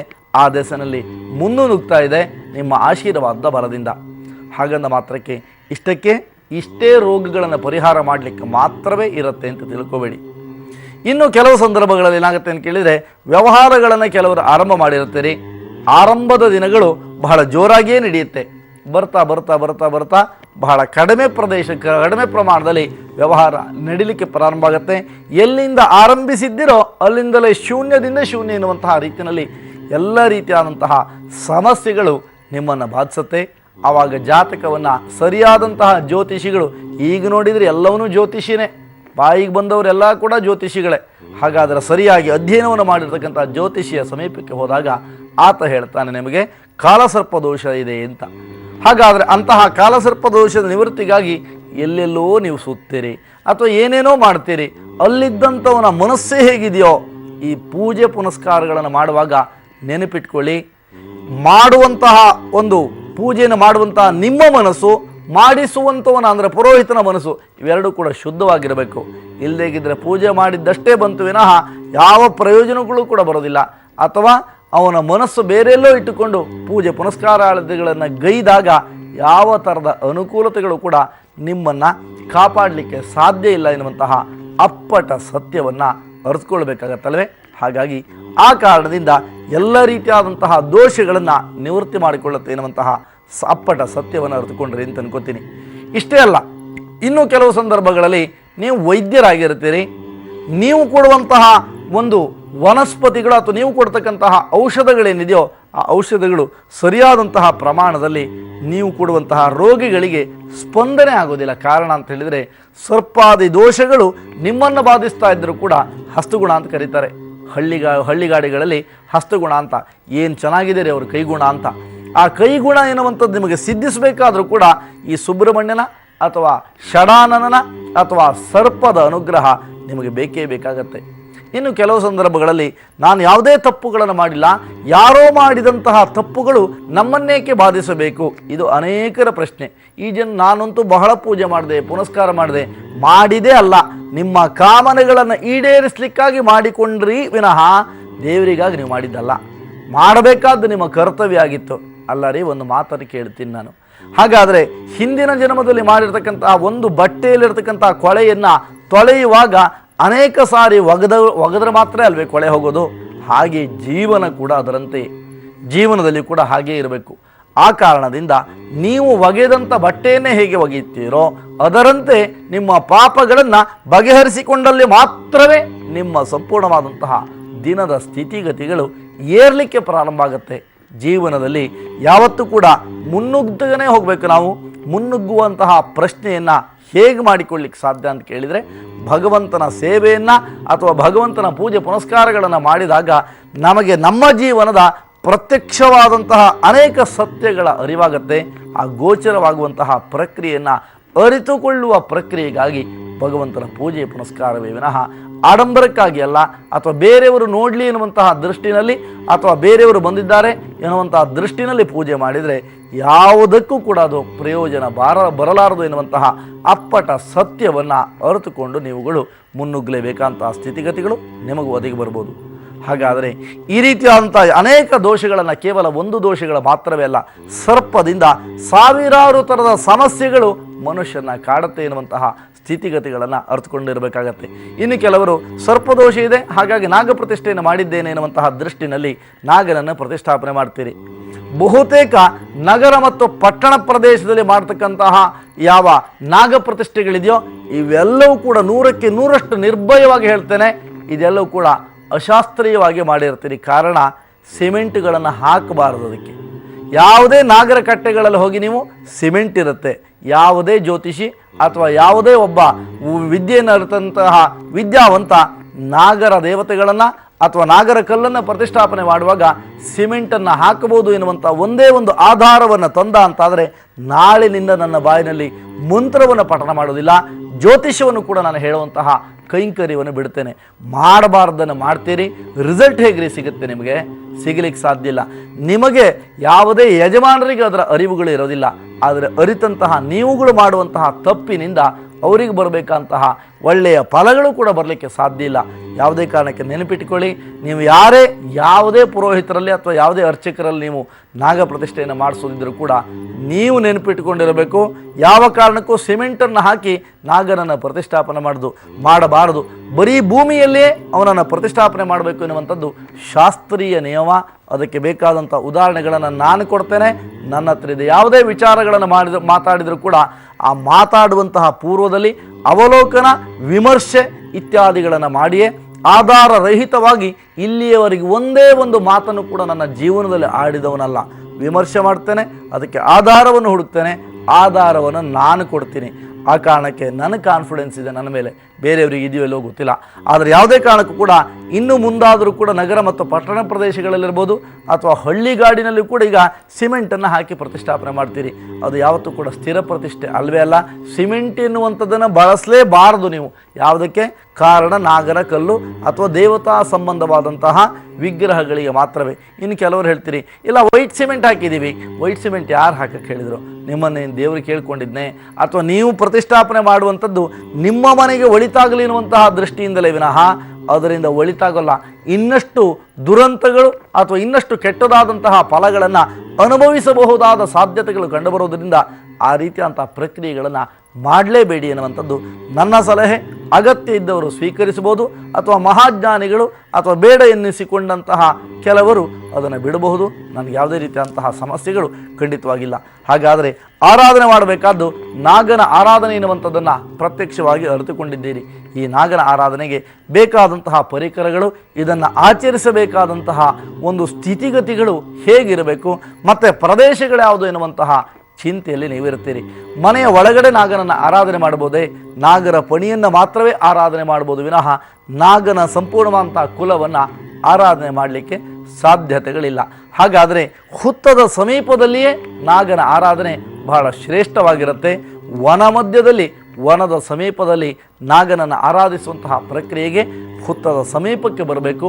ಹುತ್ತದ ಸಮೀಪಕ್ಕೆ ನೀವುಗಳು ಬಂದು ಪುನಃ ಅಲ್ಲಿರ್ತಕ್ಕಂತಹ ಬಿದ್ದಂತಹ ಹುತ್ತದ ಮಣ್ಣನ್ನು ತೆಕ್ಕೋಬೇಕು. ನಮ್ಮವರಿಗೆ ಒಂದು ಚೂರು ಹೇಳಿದರೆ ಸಾಕು, ಹುತ್ತವನ್ನು ಸಂಪೂರ್ಣವಾಗಿ ಬೇಕಾದ್ರೆ ನಾಶ ಬೇಕಾದ್ರೆ ಮಾಡ್ತಾರೆ. ಆದರೆ ಹುತ್ತ ಸಮೀಪಕ್ಕೆ ಮಾತ್ರ ಬರಲಿಕ್ಕೆ ಹೆದರ್ತಾರೆ, ಕಾರಣ ಹಾವಿನ ಭಯ. ಹಾಗಾಗಿ ಹುತ್ತದ ಸಮೀಪದಲ್ಲಿರ್ತಕ್ಕಂತಹ ಮಣ್ಣನ್ನು ತೆಗೆದು 6 ಉಂಡೆಗಳನ್ನು ಮಾಡಬೇಕು. ಇದನ್ನು ಸರ್ಪಾಂಡ ಅಂತ ಭಾವಿಸಿಕೊಳ್ಳಬೇಕು. ಇದನ್ನು ಸರ್ಪದ ಮೊಟ್ಟೆ ಅಂತ ಆ ಒಂದು ಹುತ್ತದ ಮಣ್ಣಿನಿಂದ ಸಿದ್ಧಪಡಿಸ್ಕೊಂಡಿರಬೇಕು. ಹಾಗೆಯೇ ಮಂಟಪಗಳನ್ನು ನಿರ್ಮಾಣ ಮಾಡಿಕೊಳ್ಬೇಕು. ಅಂದರೆ ಯಾವುದೇ ಒಂದು ಇದನ್ನು ವನ ಅಂತ ಕರೀತೇವೆ. ವನಸ್ವರೂಪಿಯಾಗಿರ್ತಕ್ಕಂತಹ ಒಂದು ಹುತ್ತ ಇದೆ. ಹುತ್ತದ ಮುಂಭಾಗದಲ್ಲಿ ಒಂದು ಸಣ್ಣದಾದಂತಹ ಮಂಟಪವನ್ನು ಕಟ್ಟಿದ್ದೀರಿ. ಹಾಗೆಯೇ ಸ್ವನೆರಹಿತವಾದಂತಹ ಬಾಳೆ ಗಿಡಗಳನ್ನು ಇಡಬೇಕು. ಹಾಗೆ ಒಂದು ಮಾತನ್ನು ನೆನಪಿಟ್ಕೊಂಡಿರಬೇಕು, ನಾಗನಿಗೆ ಯಾವುದೇ ಕಾರಣಕ್ಕೂ ಕೂಡ ಬಾಳೆಯ ಹಣ್ಣು ಬಹಳ ಪ್ರೀತಿ. ಹಾಗನ್ನ ಮಾತ್ರಕ್ಕೆ ಬಾಳೆಯ ಗಿಡ ನಾಗನಿಗೆ ಆಗೋದಿಲ್ಲ. ಕಾರಣ ಏನು ಗೊತ್ತಾ? ಆ ಸ್ವನೆ ಏನಾದರೂ ಕೂಡ ಆತನ ಕಣ್ಣಿಗೆ ಬಿತ್ತು ಅಂತಾದರೆ ಕಣ್ಣು ಹೊರಟೋಗುತ್ತಂತೆ. ಆ ಕಾರಣದಿಂದ ಸ್ವನೆರಹಿತವಾದಂತಹ 2 ಬಾಳೆಯ ಕಂಬಗಳನ್ನು ಇಟ್ಟು ಮಂಟಪವನ್ನು ನಿರ್ಮಾಣ ಮಾಡಿಕೊಳ್ಳುತ್ತಾ ಪೂರ್ವದಲ್ಲಿ ತೋರಣವನ್ನು ಕಟ್ಟಬೇಕು. ಪೂರ್ವದಲ್ಲಿ ತೋರಣಾದಿಗಳನ್ನು ಕಟ್ಟುವಾಗ ಮಾವಿನ ಸೊಪ್ಪು ಗೊತ್ತಿದೆಯಲ್ವಾ? ಮಾವಿನ ಸೊಪ್ಪು, ಪಂಚಪಲ್ಲವಗಳು ಅಂತ ಹಲಸಿನ ಸೊಪ್ಪು, ಹಾಗೆ ವಿಶೇಷವಾಗಿರ್ತಕ್ಕಂಥ ಇನ್ನುಳಿದಂತಹ ಸೊಪ್ಪುಗಳನ್ನು ಬಳಸಿ. ಹಾಗನ್ನ ಮಾತ್ರಕ್ಕೆ ಕಾಂಗ್ರೆಸ್ ಸೊಪ್ಪನ್ನು ಕೂಡ ಹಾಕಬೇಕಾ ಅಂತ ಕೇಳಬಹುದು. ಅಲ್ಲ, ಈ ರೀತಿಯಾದಂತಹ ಪ್ರಕ್ರಿಯೆಗಳನ್ನು ಕೇಳಿ ತೋರಣಾದಿಗಳನ್ನು ನಿರ್ಮಾಣ ಮಾಡಿಕೊಳ್ಳುತ್ತಾ ತುಪ್ಪದ ದೀಪವನ್ನು ಅಂಟಿಸುವಂತಹ ಪ್ರಕ್ರಿಯೆ ಪೂರ್ವ, ಪಶ್ಚಿಮ, ದಕ್ಷಿಣೋತ್ತರಗಳಲ್ಲಿ ವಿಶೇಷವಾಗಿರ್ತಕ್ಕಂತಹ ಮಣ್ಣಿನ ಹಣತೆಯಲ್ಲಿ ಮಾಡಿರ್ತಕ್ಕಂತಹ ದೀಪದಲ್ಲಿಯೇ ಆ ಒಂದು ದೀಪವನ್ನು ಸಂಪೂರ್ಣವಾಗಿ ತುಪ್ಪವನ್ನು ಅಂಟಿಸಿ ಪೂಜೆಯನ್ನು ಆರಂಭ ಮಾಡಬೇಕು. ಮಾರ್ಗಶಿರ ಮಾಸ, ಚಳಿ ಬೀಳ್ತಾ ಇದೆ ಅಲ್ಲ, ಈಗ ಮಾಡೋಕ್ಕಾಗತ್ತೆ? ನಮಗೆ ದೀಪ ಉಳಿಯುತ್ತೆ, ಉಳಿಸಬೇಕಾದ್ದು ನಿಮ್ಮ ಕರ್ತವ್ಯ. ಬೇರೆ ಬೇರೆದ್ದನ್ನು ಮಾಡಬಾರ್ದನ್ನೆಲ್ಲವನ್ನು ಕೂಡ ಮಾಡಲಿಕ್ಕೆ ನಮಗೆ ಐಡಿಯಾಗಳು ಬರುತ್ತೆ. ದೀಪ ಒಂದು ಉಳಿಸ್ಕೊಳ್ಳೋಕ್ಕಾಗಲ್ವೇ? ಆಗತ್ತೆ. ಆ ಕಾರಣದಿಂದ ಎಲ್ಲ ರೀತಿಯಾದಂತಹ ಪ್ರಕ್ರಿಯೆಗಳನ್ನು ಪೂರ್ವ, ದಕ್ಷಿಣ, ಪಶ್ಚಿಮೋತ್ತರಗಳಲ್ಲಿ ತುಪ್ಪದ ದೀಪವನ್ನು ಅಂಟಿಸಿಕೊಳ್ಬೇಕು. ಮಧ್ಯದಲ್ಲಿ ವಿಶೇಷವಾದಂತಹ ವೇದಿಕೆಯೊಂದನ್ನು ನಿರ್ಮಾಣ ಮಾಡಿಕೊಳ್ಬೇಕು. ವೇದಿಕೆ ಅಂದರೆ ಎತ್ತರವಾದಂತಹ ಪ್ರದೇಶ ಅಂತ ಇಟ್ಕೊಳ್ಳಿ. ಆ ಎತ್ತರವಾದಂತಹ ಪ್ರದೇಶವನ್ನು ನಿರ್ಮಾಣ ಮಾಡಿ ಅದರಲ್ಲಿ ಪಂಚಲೋಹಮಯವಾದಂತಹ ನಾಗನ ಪ್ರತಿಷ್ಠೆಯನ್ನು, ನಾಗನನ್ನು ಇಟ್ಟುಕೊಳ್ಬೇಕು. ಪಂಚಲೋಹದಿಂದ ಆವೃತವಾದಂತಹ ನಾಗನನ್ನು ಇಟ್ಟುಕೊಳ್ಳುತ್ತಾ ನಾಗನ ಆರಾಧನೆಯನ್ನು ಬಹಳ ಶ್ರದ್ಧಾ ಭಕ್ತಿಯಿಂದ ಮಾಡುವಂಥದ್ದು. ಹಾಗಾದರೆ ನೈವೇದ್ಯಗಳಿಗೆ ಯಾವ್ಯಾವುದನ್ನು ಸಮರ್ಪಣೆ ಮಾಡಬೇಕು, ಪೂಜಾ ವಿಧಾನಗಳು ಹೇಗೆ, ಎಲ್ಲ ರೀತಿಯಂತಹ ಪರಿಕರಗಳ ಜೊತೆಗೆ ನಾವು ನಡೆದುಕೊಳ್ಳಬೇಕಾದಂತಹ ಸ್ಥಿತಿಗತಿಗಳು ಹೇಗಿರುತ್ತೆ, ಪ್ರಾತಃ ಕಾಲದ ಸ್ನಾನ ಹೇಗಿರಬೇಕು, ಎಲ್ಲವನ್ನು ಕೂಡ ಸಂಪೂರ್ಣವಾದಂಥ ವಿವರಣೆಯನ್ನು ಇವತ್ತು ಮತ್ತು ನಾಳಿನ ಸಂಚಿಕೆಯಲ್ಲಿ ನೀವು ತಿಳಿಸ್ಕೊಡ್ತೀನಿ. ಹಾಗೆ ನಿಮ್ಮ ಕರೆಗಳಿಗೆ ಉತ್ತರಿಸುವಂತಹ ಪ್ರಾಮಾಣಿಕ ಪ್ರಯತ್ನ ಮುಂದಿನ ಭಾಗದಲ್ಲಿ ನಡೆಯುತ್ತೆ. ಹಾಗಾದರೆ ನಿಮ್ಮ ಕರೆಗಳು ಈಗಾಗಲೇ ಸಾವಿರಾರು ಕರೆಗಳು ನಮ್ಮ ಕಾರ್ಯಾಲಯವನ್ನು ಬಂದು ತಲುಪ್ತಾ ಇದೆ. ಉತ್ತರಿಸುವಂತಹ ಪ್ರಾಮಾಣಿಕ ಪ್ರಯತ್ನವನ್ನು ಮುಂದುವರಿಸ್ತೀನಿ. ಹಾಗಾದರೆ ಸರ್ಪದಿಂದ ಇನ್ನೂ ಅನೇಕ ಥರದ ಸಮಸ್ಯೆಗಳು ಬರುತ್ತೆ, ಸಾವಿರಾರು ಥರದ ಎನ್ನುವಂಥದ್ದನ್ನು ಅರ್ಥಕೊಂಡಿದ್ದೀರಿ. ಹಾಗಾದರೆ ಈ ಮಂಟಪಾದಿಗಳನ್ನು ನಿರ್ಮಾಣ ಮಾಡಿ ಮಾವಿನ ಸೊಪ್ಪನ್ನು ಕೂಡ ನಾವು ಶೃಂಗರಿಸಿಕೊಳ್ಳುವಂತಹ ಪ್ರಕ್ರಿಯೆಯನ್ನು ತೋರಣ ಅಂತ ಕರಿತೇವೆ. ಮಧ್ಯದಲ್ಲಿ ವೇದಿಕೆಯನ್ನು ನಿರ್ಮಾಣ ಮಾಡಿಕೊಂಡಿದ್ದೀರಿ. ಆ ವೇದಿಕೆಯ ಮೇಲೆ ಪಂಚಲೋಹದಿಂದ ಆವೃತವಾಗಿರತಕ್ಕಂತಹ ಒಂದು ನಾಗನ ವಿಗ್ರಹವನ್ನು ಇಟ್ಕೊಂಡಿರಬೇಕು. ಅದರಲ್ಲೂ ಕೇಳ್ತೀರಾ ಅನೇಕರು, ಎಷ್ಟು ನಾಗನನ್ನು ಇಟ್ಕೊಂಡಿರಬೇಕು, ಜೋಡಿ ನಾಗನನ್ನು ಇಟ್ಕೊಂಡಿರಬೇಕೆ ಅಥವಾ ಒಂಟಿ ನಾಗನನ್ನು ಇಟ್ಕೊಂಡಿರಬೇಕೆ ಅಂತ ನಿಮ್ಮ ಶಕ್ತಿಗೆ ಅನುಸಾರವಾಗಿ ಮಾತ್ರವೇ ನಾಗನ ವಿಗ್ರಹಾದಿಗಳನ್ನು ಇಟ್ಟುಕೊಳ್ಳುವಂತಹ ಪ್ರಕ್ರಿಯೆ. ಹಾಗೆ ರಂಗೋಲಿಯನ್ನು ಮುಂಭಾಗದಲ್ಲಿ ವಿಶೇಷವಾಗಿರ್ತಕ್ಕಂತಹ ರಂಗೋಲಿಯನ್ನು ಹಾಕುತ್ತಾ ಆ ಬಲಭಾಗದಲ್ಲಿ ಎಲ್ಲ ರೀತಿಯಂಥ ನೈವೇದ್ಯ ಪದಾರ್ಥಗಳನ್ನು ಕೂಡ ಇಟ್ಕೊಂಡಿರಬೇಕು. ಮೈಸೂರಿನಿಂದ ಕರೆಯೊಂದು ಸಿದ್ಧವಾಗಿದೆ. ಹಲೋ ಹಲೋ, ನಮಸ್ತೆ ಗುರುಜಿ. ನಮಸ್ತೆ ಸುನೀತಾ ಅವರೇ, ಹೇಳಿ. ನಾವು ರಾಯಚೂರು ಡಿಸ್ಟ್ರಿಕ್ಟ್ಲಿಂದ ಕರೆ ಮಾಡ್ತಾ ಇದ್ದೇವೆ. ಹೇಳಿ ಸುನೀತಾ, ಹೇಳಿಮ್ಮ ಹೇಳಿ. ನಮ್ಮ ಮಗನ ಬಗ್ಗೆ ಕೇಳೋದಿತ್ತು ಗುರುಜಿ. ಜನ್ಮ ಸಮಯ ಮತ್ತು ಜನ್ಮ ದಿನಾಂಕವನ್ನು ತಿಳಿಸ್ಕೊಡಿ. 1/9/2003 ಗುರುಜಿ. 1/9/2003. ಜನ್ಮ ಸಮಯ ಹೇಳಿ ಅಮ್ಮ. ಸಮಯ ಬೆಳಗ್ಗೆ 10:05. 10:05. ನೀವು ಕೊಟ್ಟಂತಹ ಜನ್ಮ ಸಮಯ ಮತ್ತು ಜನ್ಮ ಒಂದು ದಿನಾಂಕದ ಆಧಾರವಾಗಿ ಇಟ್ಟುಕೊಂಡಾಗ ಜಾತಕದಲ್ಲಿ ಅನುಕೂಲಕರವಾಗಿರುವಂತಹ ದಿನವಾಗಿ ಮಾರ್ಪಾಡಾಗುವಂತಹ ಲಕ್ಷಣಗಳು ಕಂಡುಬರುತ್ತೆ. ಆದರೂ ಕೂಡ ಆರೋಗ್ಯಿಕವಾದಂತಹ ಕೆಲವು ಸಣ್ಣ ಪುಟ್ಟದಂತಹ ತೊಂದರೆಗಳು ಅವನನ್ನು ಬಾಧಿಸ್ತಾ ಇದೆ ಎನ್ನುವಂಥದ್ದು ಕೂಡ ಅಪ್ಪಟವಾದಂತಹ ಸತ್ಯ. ಈ ದೆಸೆನಲ್ಲಿ ಇವತ್ತು ಹೇಳಿಕೊಟ್ಟಂತಹ ಅಥವಾ ನಾಳೆ ದಿನ ಹೇಳಿಕೊಡುವಂತಹ ಸಮಸ್ತ ದೋಷಗಳನ್ನು, ಸರ್ಪಾದಿ ದೋಷಗಳನ್ನು ನಿವೃತ್ತಿ ಮಾಡಿಕೊಳ್ಳಬೇಕು. ಆತನ ಜಾತಕವನ್ನು ಅವಲೋಕನ ಮಾಡಿದಾಗ ಕಾಳಸರ್ಪದಂತಹ ದೋಷಗಳು ಕೂಡ ಕಂಡುಬರುತ್ತೆ. ಈ ದೋಷವನ್ನು ನಿವೃತ್ತಿ ಮಾಡಿಕೊಳ್ಳುವಂತಹ ದೆಸೆನಲ್ಲಿ ಪರಮಾತ್ಮನ ಆರಾಧನೆ, ಸುಬ್ರಹ್ಮಣ್ಯೇಶ್ವರನ ಪ್ರಾರ್ಥನಾದಿಗಳನ್ನು ಗೈಯುವುದರಿಂದ ಎಲ್ಲ ಥರದ ಅನುಕೂಲತೆಗಳನ್ನು ಪಡ್ಕೊಳ್ತೀರಾ ತಾಯಿ. ಒಳ್ಳೆಯದಾಗಲಿ. ಹೆದರುವಂಥ ಅಗತ್ಯ ನಿಮ್ಮ ಪಾಲಿಗಿಲ್ಲ. ಜಯಲಕ್ಷ್ಮಿ ಎನ್ನುವಂಥವರು ಚಿತ್ರದುರ್ಗದಿಂದ ಕರೆಯನ್ನು ಮಾಡಿದ್ದೀರಿ. ಹಲೋ ಸರ್, ನಮಸ್ತೆ. ನಮಸ್ತೆ ಅಮ್ಮ, ಹೇಳಿ. ನಾವು ಈ ಹಿಂದೆನೂ ನಿಮ್ ಜೊತೆ ಮಾತಾಡಿದ್ವಿ ಸರ್. ನಾವು ಹೇಳಿಮ್ಮ, ಹೇಳಿ. ನೀವ್ ಹೇಳಿದ್ರಿ ಎಲ್ಲಮ್ಮನ್ ದೇವಸ್ಥಾನ ಐತೆ ನಿಮ್ ಮನೆ ಪಕ್ಕದಲ್ಲಿ, ಅದಕ್ಕೆ ಎಣ್ಣೆ ಹಾಕ್ತಾ ಬರ್ರಿ ನಿಮ್ಗೆ ಒಳ್ಳೇದಾಗುತ್ತೆ ಅಂತ. ಆದ್ರೆ ನಮ್ಗೆ ಯಾವ ಅನುಕೂಲನೂ ಕಾಣ್ಲಿಲ್ಲ ಅಮ್ಮ. ಎಷ್ಟು ದಿನಗಳಿಂದ ಹಿಂದೆ ನಿಮಗೆ ಕರೆ ಸಿಕ್ಕಿತ್ತು? ಎಷ್ಟು ದಿನಗಳ ಕಾಲ ಮಾಡಿದ್ದೀರಿ ಸರ್? ನಾವು ಒಂದು 10 ವಾರದಿಂದ ಎಣ್ಣೆ ಹಾಕ್ತಾ ಇದೀವಿ ಸರ್. ನಾವು ಅಮ್ಮ, ಯಾವುದೇ ಕಾರಣಕ್ಕೆ ಒಂದು ಗಿಡ ಹುಟ್ಟಿದ ಮಾತ್ರದಲ್ಲಿಯೇ ಫಲವನ್ನು ಕೊಡೋದಿಲ್ಲ ಅಲ್ವೇ? ಹಾಗೆ ನಮ್ಮ ಕರ್ಮಗಳು, ನಾನು ಈ ಮೊದಲು ಕೂಡ ಅದೇ ವಿಚಾರದ ಬಗ್ಗೆ ಸಂಬಂಧಪಟ್ಟ ಹೇಳಿದ್ದೆ. ಒಂದು ಬಟ್ಟೆಗೆ ಅಂಟಿದಂತಹ ಕೊಳೆಯನ್ನು ತೊಳೆಯುವಾಗ 10 ಬಾರಿ ಹೇಗೆ ಬಟ್ಟೆಯನ್ನು ತೊಳಿತೀರೋ, ಕಷ್ಟಗಳನ್ನು ಪರಿಹರಿಸಿಕೊಳ್ಳುವಂತಹ ದೆಸೆನಲ್ಲಿ ಕೂಡ ಪರಮಾತ್ಮನ ಆರಾಧನೆಯನ್ನು ಮಾಡಬೇಕಾದ್ದು ನಮ್ಮ ಕರ್ತವ್ಯ. ಯಾರ ಮನಸ್ಸಿಗೆ ಘಾಸಿಗೊಳಿಸುವಂತಹ ಪ್ರಕ್ರಿಯೆ ಅಲ್ಲ. ಅಲ್ಲ ಸರ್, ನಾನು ಇವಾಗ ವ್ಯಾಪಾರ ಅಂತ ಮಾಡ್ತಿದ್ದೀನಿ. ಆ ವ್ಯಾಪಾರದಲ್ಲಿ ನನಗೆ ಏನು ಕಾಣ್ತಿಲ್ಲ ಸರ್, ನನಗೆ ಲಾಭ ಅಮ್ಮ. ನೀವು ಕೇಳಿದಂತಹ ಪ್ರಶ್ನೆ ಪ್ರಕಾರವಾಗಿ ಅವಲೋಕನ ಮಾಡಿದಾಗ ಖಂಡಿತವಾಗಿ ಪರಮಾತ್ಮನ ಆರಾಧನೆಯಿಂದ ನಮಗೆ ಯಾವುದೇ ಕಾರಣಕ್ಕೆ, ನಾನು ಅನೇಕ ಸಂದರ್ಭಗಳಲ್ಲಿ ಪ್ರತ್ಯಕ್ಷವಾಗಿ ಹೇಳ್ತೇನೆ, ದೇವರ ಪೂಜೆ ಮಾಡೋದ್ರಿಂದ ಕೋಟ್ಯಾಂತರ ರೂಪಾಯಿಗಳು ಬೀಳೋದಿಲ್ಲ ಅಂತ. ಆದರೆ ಕೋಟ್ಯಾಂತರ ರೂಪಾಯಿಗಳನ್ನು ಸಂಪಾದನೆ ಮಾಡಬಹುದಂಥ ಶಕ್ತಿಯನ್ನು ಭಗವಂತ ಕೊಡ್ತಾನೆ. ಆ ಕಾರಣಕ್ಕಾಗಿ ಪ್ರತಿದಿನವೂ ಕೂಡ ಆ ಯಲ್ಲಮ್ಮನ ದೇವಸ್ಥಾನ ಅಂತೇನು ಹೇಳಿದ್ನೋ ಅದೇ ದೇವಸ್ಥಾನದಲ್ಲಿ ಪುನಃ ಸೇವೆಯನ್ನು ರಾಹುಕಾಲದಲ್ಲಿ ಚಾಚೂ ತಪ್ಪದೆ ನಾನು ಮಾಡ್ತಾ ಇದ್ದೇನೆ ಎನ್ನುವಂಥ ಭಾವನೆಯನ್ನು ದಯವಿಟ್ಟು ಇಟ್ಕೊಳ್ಬೇಡಿ.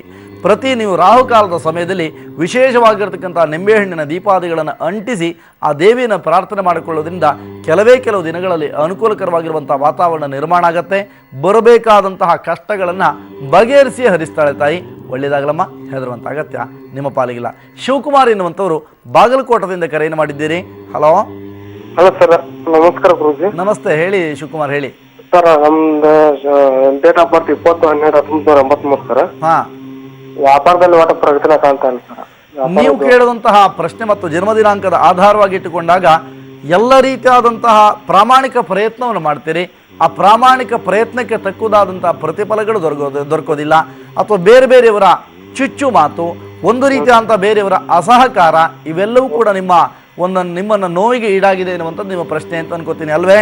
ಹೌದು ಸರ್. ಯಾವುದೇ ಕಾರಣಕ್ಕೆ ಚಿಂತೆಯನ್ನು ಮಾಡಬೇಕಂತ ಅಗತ್ಯ ಖಂಡಿತವಾಗಿಲ್ಲ. ಸದ್ಯದ ಪರಿಸ್ಥಿತಿಯಲ್ಲಿ ವಿಶೇಷವಾಗಿರತಕ್ಕಂಥ ನಾಗನ ಆರಾಧನೆಯನ್ನು ಹೇಳಿಕೊಟ್ಟಿದ್ದೇನೆ. ಈ ನಾಗನ ಆರಾಧನೆಯನ್ನು ಮಾಡೋದ್ರಿಂದ ಅನೇಕ ಥರದ ಸಮಸ್ಯೆಗಳು ಕೂಡ ಬಗೆಹರಿಯುತ್ತೆ. ಆ ಕಾರಣಕ್ಕೆ ನಾಗನ ಆರಾಧನೆಯನ್ನು ಮಾಡಿ ಕಾಳಸರ್ಪ ದೋಷವು ಕೂಡ ಕಂಡು ಬರೋದ್ರಿಂದ ಆ ದೋಷವನ್ನು ನಿವೃತ್ತಿ ಮಾಡಿಕೊಳ್ಳುವಂಥ ದಿಸೆಯಲ್ಲಿ ಪರಮಾತ್ಮನ ಆರಾಧನೆ ಅತಿ ಮುಖ್ಯವಾಗಿರುತ್ತೆ. ಒಳ್ಳೆಯದಾಗಲಿ, ಹೆದರುವಂಥ ಅಗತ್ಯ ನಿಮ್ಮ ಪಾಲಿಗಿಲ್ಲ. ವಾಸುದೇವ್ ಎನ್ನುವಂಥವರು ಕರೆಯನ್ನು ಮಾಡಿದ್ದೀರಿ. ಹಲೋ ಹಲೋ ನಮಸ್ತೆ ನಮಸ್ತೆ. ಹೇಳಿ ವಾಸುದೇವ್ ಅವರೇ. ಸರ್ ಅದು 20/5/69 ಡೇಟ್ ಆಫ್ ಬರ್ತು. ಹಾಂ, ಬೆಳಗಿನ ಜಾವ 5 ಗಂಟೆ. ಬೆಳಗಿನ ಜಾವ 5 ಗಂಟೆ. ಯಾವ ವಿಚಾರದ ಬಗ್ಗೆ ಕೇಳಬೇಕಿತ್ತು ವಾಸುದೇವ್ ಅವರೇ? ನೀವು ಕೇಳಿದಂತಹ ಪ್ರಶ್ನೆ ಅಥವಾ ಕೇಳಲಿಕ್ಕೆ ಇರುವಂತಹ ಪ್ರಶ್ನೆ ಅಂತ ಹೇಳಿದರೆ, ಯಾವುದೇ ಕೆಲಸಕ್ಕೆ ಹೋದರೂ ಕೂಡ ಪರಿಪೂರ್ತಿ ಆಗೋದಿಲ್ಲ.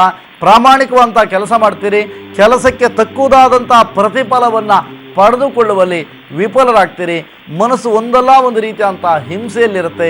ಎಲ್ಲದೂ ಕೂಡ ಆದಾಗ ಅನಿಸುತ್ತೆ ಕೆಲಸಗಳು ಯಾವುದೂ ಕೂಡ ಆಗ್ತಾ ಇಲ್ಲ ಎನ್ನುವಂಥದ್ದೇ ನಿಮ್ಮ ಮನದಾಳದಲ್ಲಿರ್ತಕ್ಕಂಥ ನೋವು ಅಂತ ಅನ್ಕೋತೀನಿ. ಏನು ಹೇಳ್ತೀರಾ? ಯಾವುದೇ ಕಾರಣಕ್ಕೆ ಚಿಂತೆಯನ್ನು ಮಾಡಬೇಕಂತ ಅಗತ್ಯ ಖಂಡಿತವಾಗಿಲ್ಲ. ವಾಸುದೇವ ನಿಮ್ಮ ಹೆಸರೇ ವಾಸುದೇವ ಎನ್ನುವಂಥದ್ದಿದೆ. ಆ ಕಾರಣದಿಂದ ವಿಶೇಷವಾಗಿರ್ತಕ್ಕಂಥ ಸರ್ಪವನ್ನು ಆರಾಧನೆ ಮಾಡುವುದರ ಮುಖೇನವಾಗಿ ಸಂಕಷ್ಟಗಳನ್ನು ಬಗೆಹರಿಸಿಕೊಳ್ಳಿ. ಸಂಪೂರ್ಣವಂತ ನಿಮ್ಮ ಜೀವಿತಾವಧಿಯಲ್ಲಿ ನೀವು ಕಾಣುತ್ತಿರುವಂತಹ ಕನಸು ನನಸಾಗುವಂತಹ ಲಕ್ಷಣಗಳು ಕಂಡುಬರುತ್ತೆ. ವಾಸುದೇವರೇ, ಒಳ್ಳೆಯದಾಗಲಿ, ಚಿಂತೆಯನ್ನು ಮಾಡಬೇಕಂತ ಅಗತ್ಯ ನಿಮ್ಮ ಪಾಲಿಗಿಲ್ಲ. ಮರಿಯಮ್ಮ ಎನ್ನುವಂಥವರು ಕರೆಯನ್ನು ಮಾಡಿದ್ದೀರಿ. ಹಲೋ ನಮಸ್ತೆ ಅಮ್ಮ, ಹೇಳಿ. ಏನಮ್ಮ? ಆರೋಗ್ಯ ಮನೆಯಲ್ಲಿ ಎಲ್ಲರಿಗೂ ಚೆನ್ನಾಗಿಲ್ಲ ಗುರುಜಿ. ಹಾ, ಒಂದು ನಿಮ್ಮ ಜನ್ಮ ದಿನಾಂಕ ಅಥವಾ ಜನ್ಮ ಸಮಯ ಏನಾದ್ರು ಗೊತ್ತಿದೆಯಾ ತಾಯಿ? ಇಲ್ಲ ಗುರುಜಿ, ನಮ್ಮ ಜನ್ಮ ದಿನಾಂಕ. ತೊಂದರೆ ಇಲ್ಲ. ನೀವು ಕೇಳಿದಂತಹ ಪ್ರಶ್ನೆ ಪ್ರಕಾರವಾಗಿ ಅವಲೋಕನವನ್ನು ಮಾಡೋಣ. ಈ ಸಮಯ ಪ್ರತಿಯೊಬ್ಬನೂ ಕೂಡ ಅರ್ಥಕೊಳ್ಬೇಕಾಗತ್ತೆ. ನಿಮ್ಮ ಸಮಸ್ಯೆಗಳನ್ನು ಅರಿತು ಅವನು ಉತ್ತರಿಸುವಂಥವನು ಜ್ಯೋತಿಷಿ ಅಂತ ಅನ್ಸ್ಕೊಳ್ಳೋದಿಲ್ಲ. ನಿಮ್ಮ ಸಮಸ್ಯೆಗಳನ್ನು ಅರಿಯದೆ ನಿಮ್ಮ ಸಮಸ್ಯೆ ಇಂಥದ್ದು ಅಂತ ಹೇಳುವಂಥ ಶಕ್ತಿಯನ್ನು ಬೆಳೆಸ್ಕೊಳ್ಬೇಕು. ಅದು ಅನುಷ್ಠಾನದಿಂದ ಸಾಧ್ಯ ಮತ್ತು ಜ್ಯೋತಿಷ್ಯದ ಅಧ್ಯಯನದಿಂದ ಸಾಧ್ಯ. ಆ ದಿಸೆಯಲ್ಲಿ ನೋಡಿದಾಗ ನಿಮ್ಮ ಮನೆಯಲ್ಲಿ ಕೂಡ ಸರ್ಪಾದಿ ದೋಷಗಳು ಕೂಡ ಪ್ರಧಾನವಾಗಿ ಕಂಡುಬರೋದ್ರಿಂದ ಸರ್ಪ ದೋಷಗಳು ಪ್ರಧಾನವಾಗಿ ಕಂಡುಬರುತ್ತೆ. ಆ ಸರ್ಪ ದೋಷವನ್ನು ನಿವೃತ್ತಿ ಮಾಡಿಕೊಳ್ಳುವಂಥ ದಿಸೆಯಲ್ಲಿ ಆಶ್ಲೇಷ ಬಲಿ ಪೂಜೆಯನ್ನು ಇತ್ಯಾದಿಗಳನ್ನು ಮನೆಯಲ್ಲಿಯೇ ಮಾಡಬೇಕಾಗತ್ತೆ. ಆ ಕರ್ಮಾದಿಗಳನ್ನು ಮಾಡಿಕೊಳ್ಳಿ. ಅನವರ್ತವಂಥ ಸುಬ್ರಹ್ಮಣ್ಯೇಶ್ವರನ ಆರಾಧನೆಯನ್ನು ಪ್ರತಿ ಮಂಗಳವಾರ ಆರಾಧನೆ ಮಾಡೋದ್ರಿಂದ ಎಲ್ಲ ಥರದ ಅನುಕೂಲತೆಗಳು ಕೂಡ ಪಡಿತೀರ ತಾಯಿ. ಒಳ್ಳೆಯದಾಗಲಿ, ಚಿಂತನೆ ಮಾಡಬೇಕಂತ ಅಗತ್ಯ ನಿಮ್ಮ ಪಾಲಿಗಿಲ್ಲ. ಹಾಗಾದರೆ ಸರ್ಪಗಳ ಆರಾಧನೆ, ಸರ್ಪಗಳನ್ನು ಸಂಪೂರ್ಣವಾಗಿ ಸಂತೋಷಗೊಳಿಸಬಹುದಾದಂತಹ ಪ್ರಕ್ರಿಯೆಗಾಗಿ ವಿಧವಾದಂತಹ ಒಂದು ಸಂಪೂರ್ಣವಾಗಿರತಕ್ಕಂತಹ ಒಂದು ಸ್ಥಿತಿಗತಿಗಳಲ್ಲಿ ನಾವು ಪರಮಾತ್ಮನನ್ನು ಆರಾಧನೆ ಮಾಡಬೇಕಾಗತ್ತೆ. ಆ ಆರಾಧನೆ ಮಾಡಲಿಕ್ಕಾಗಿ ವಿಧವಾದಂಥ ಪತ್ರೆಗಳನ್ನು, ಪುಷ್ಪಗಳನ್ನು ಎಲ್ಲವನ್ನು ಕೂಡ ಸಂಗ್ರಹ ಮಾಡಿಕೊಳ್ಬೇಕಾಗತ್ತೆ. ಇನ್ನೊಂದು ಕರೆ ಸಿದ್ಧವಾಗಿದೆ. ಹಲೋ, ಕರೆ ಕಟ್ಟಾಗದ ಹಾಗೆ ಅನಿಸುತ್ತೆ. ಹಾಗೆ ಯಾವುದೇ ಕಾರಣಕ್ಕೆ ಪೂಜೆ ಪುನಸ್ಕಾರಾದಿಗಳನ್ನು ಮಾಡುವಂತಹ ಸಂದರ್ಭಗಳಲ್ಲಿ ಬೇಕಾದಂತಹ ಪೂಜಾ ಪರಿಕರಗಳನ್ನು ಕೂಡ ಸಿದ್ಧಪಡಿಸಿಕೊಂಡಿರಬೇಕು. ಯಾವ್ಯಾವ ಪದಾರ್ಥಗಳನ್ನು ಎಲ್ಲೆಲ್ಲಿ ಇಡಬೇಕು ಎನ್ನುವಂಥದ್ದು ಕೂಡ ಸೂಕ್ಷ್ಮವಾದಂಥ ವಿಚಾರಗಳು. ಇದರಲ್ಲಿ ಯಾವುದೇ ಲೋಪಗಳಾದರೂ ಕೂಡ ಪೂಜೆ ಬರೋದಿಲ್ಲ. ಆಗೊಬ್ಬರು ಹೇಳಿದರು, ನಾನು ಅನೇಕ ದಿನಗಳಿಂದ ದೀಪವನ್ನು ಹಚ್ಚುತ್ತಾ ಇದ್ದೀನಿ, ಆದರೂ ಕೂಡ ಅನುಕೂಲ ಆಗಿಲ್ಲ ಎನ್ನುವಂತಹ ಮಾತುಗಳನ್ನು ಹೇಳಿದರು. ಕರ್ಮಗಳು ತೊಳಿಬೇಡವೆ? ಯಾವ ಜನ್ಮದಲ್ಲಿ ಮಾಡಿರ್ತಕ್ಕಂತಹ ಕರ್ಮಗಳು ನನ್ನಾದಿಯಾಗಿ ಬಂತು. ನಾನು ನನ್ನನ್ನೇನು ವಿಶೇಷವಾದಂತಹ ದೈವಾಂಶ ಸಂಭೂತ ಅಂತ ನಾನು ಹೇಳ್ತಾ ಇಲ್ಲ. ಈ ಕರ್ಮಗಳು ನಮ್ಮನ್ನು ಬಾಧಿಸ್ತಾ ಇರುವಾಗ ಕರ್ಮಗಳನ್ನು ತೊಳೆದೇ ನಾವು ಮುನ್ನಡೆಯಬೇಕಾದಂತಹ ಸ್ಥಿತಿಗತಿಗಳು ನಮಗಿರುತ್ತಲ್ವೇ? ಆ ಕಾರಣದಿಂದ ಕರ್ಮವನ್ನು ತೊಳೆಯುವಂತಹ ಪ್ರಕ್ರಿಯೆ, ಅಜ್ಞಾನವನ್ನು, ಕತ್ತಲೆನ್ನುವಂತಹ ಒಂದು ತೊಂದರೆಗಳನ್ನು ನಿವೃತ್ತಿ ಮಾಡಿ ಬೆಳಕೆನ್ನುವಂಥದ್ದನ್ನು ಕೊಡಬೇಕು ಅಂತಾದರೆ ಜ್ಞಾನದ ಬೆಳಕನ್ನು ಹಚ್ಚಿಕೋಬೇಕು. ಆ ಕಾರಣಕ್ಕೆ ಅವರಿಗೆ ಸೂಚಿಸುವಂಥದ್ದು ಎಲ್ಲಮ್ಮನ ಸನ್ನಿಧಾನದಲ್ಲಿ ಆ ಒಂದು ಬೆಳಕನ್ನು ಹಚ್ಚಿ ಎನ್ನುವಂತಹ ದೃಷ್ಟಿಯಿಂದಲೇ ಹೇಳಿರುವಂಥದ್ದು. ಅದರಂತೆ ಮನೆಯಲ್ಲಿ ಕೂಡ ಪೂಜೆ ಪುನಸ್ಕಾರಗಳನ್ನು ಮಾಡಬೇಕಾಗತ್ತೆ. ಉಮೇಶ್ ಎನ್ನುವಂಥವ್ರು ಕರೆಯನ್ನು ಮಾಡಿದ್ದೀರಿ. ಹಲೋ ಹಲೋ, ಹೇಳಿ ಉಮೇಶ್ವರೇ. Sir 1/6/75 date of birth. 1/6/75. ಯಾವ ವಿಚಾರದ ಬಗ್ಗೆ ಕೇಳಬೇಕಿತ್ತು ಉಮೇಶ್? ಪೂರಾ ತೊಂದರೆನೆ ಮನೆಯಲ್ಲಿ. ಸಮಯ ಗೊತ್ತಿದೆ? ಜನ್ಮ ಸಮಯ ಗೊತ್ತಪ್ಪ? ಬೆಳಿಗ್ಗೆ 9 ಗಂಟೆ ಭಾನುವಾರ. ನೀವು ಕೊಟ್ಟಂತಹ ಜನ್ಮ ದಿನಾಂಕದ ಆಧಾರವಾಗಿ ಇಟ್ಟುಕೊಂಡಾಗ ವಿಧವಾದಂತಹ ಹಿಂಸೆಗಳು ಯಾವುದೇ ಒಂದು ವ್ಯವಹಾರಕ್ಕೆ ನಿಮ್ಮನ್ನು ತೊಡಗಿಸಿಕೊಂಡರೂ ಕೂಡ ಪೂರ್ತಿ ಪ್ರಮಾಣದಲ್ಲಿ ಆಗೋದಿಲ್ಲ. ಮನೆಯಲ್ಲಿ ಒಬ್ಬರಿಗೆ ಹೇಳಿದಂಥ ಮಾತುಗಳು ಇನ್ನೊಬ್ಬರಿಗೆ ಅದು ಸೂಕ್ತ ಅಂತ ಅನಿಸೋದಿಲ್ಲ. ಈ ರೀತಿಯಾದಂಥ ವಿಭಿನ್ನ ನಿಲುವುಗಳು, ಮನೆಯಲ್ಲಿ ವಿಪರೀತವಾದಂಥ ತಾಪತ್ರೆಗಳು, 1 ರೂಪಾಯಿ ಮನೆಗೆ ಆಗಮಿಸುತ್ತೆ ಅಂತ ಯೋಚನೆ ಮಾಡುವುದರ ಜೊತೆಗೆ 10 ರೂಪಾಯಿಗಳ ಖರ್ಚಿಗೆ ರೆಡಿಯಾಗಿರುತ್ತೆ ಎನ್ನುವಂತಹ ಸ್ಥಿತಿಗತಿಗಳು, ಒಂದು ರೀತಿಯಾದಂಥ ಜಿಗುಪ್ಸೆಯಿಂದಲೇ ಜೀವನವನ್ನು ಮಾಡ್ತಾ ಇದ್ದೀನಿ ಎನ್ನುವಂತಹ ಭಾವನೆಯನ್ನು ನೀವುಗಳು ರೂಢಿಸಿಕೊಂಡಿದ್ದೀರಿ ಅಂತ ಅನ್ಕೋತೀನಿ. ಏನು ಹೇಳ್ತೀರಾ? Yes sir. ಹಾಗಾದರೆ ಈ ತೊಂದರೆಗಳನ್ನು ನಿವೃತ್ತಿ ಮಾಡಿಕೊಳ್ಳುವಂತಹ ದಿವಸದಲ್ಲಿ 3 ಬಾರಿ ಆಶ್ಲೇಷಾಬಲಿ ಇತ್ಯಾದಿಗಳ ಆರಾಧನೆಯನ್ನು ಗೈಯಿಸಿಕೊಳ್ಳುವುದರಿಂದ ಸರಿಯಾದಂಥವರಿಂದ ಮಾತ್ರವೇ ಈ ಪೂಜೆ ಪುನಸ್ಕಾರಗಳನ್ನು ಮಾಡಿಸಿಕೊಳ್ಳಿ. ಅಥವಾ ನಿಮಗೆ ಅರಿವಿದ್ದಂತೆ ಇವತ್ತು ಮತ್ತು ನಾಳೆ ದಿನವೂ ಕೂಡ ಈ ಕಾರ್ಯಕ್ರಮ ಮುಂದುವರಿಯುತ್ತೆ. ಈ ಕಾರ್ಯಕ್ರಮದಲ್ಲಿ ಹೇಳಿಕೊಡುವಂಥ ರೀತಿಯಲ್ಲಿ ಪೂಜೆ ಪುನಸ್ಕಾರಗಳನ್ನು ಮಾಡಿಕೊಳ್ಳುವುದರಿಂದ ಭಗವಂತ ನಿಮ್ಮನ್ನು ಹರಿಸ್ತಾನೆ. ಯೋಚನೆ ಮಾಡಬೇಕಂತ ಅಗತ್ಯ ಇಲ್ಲ.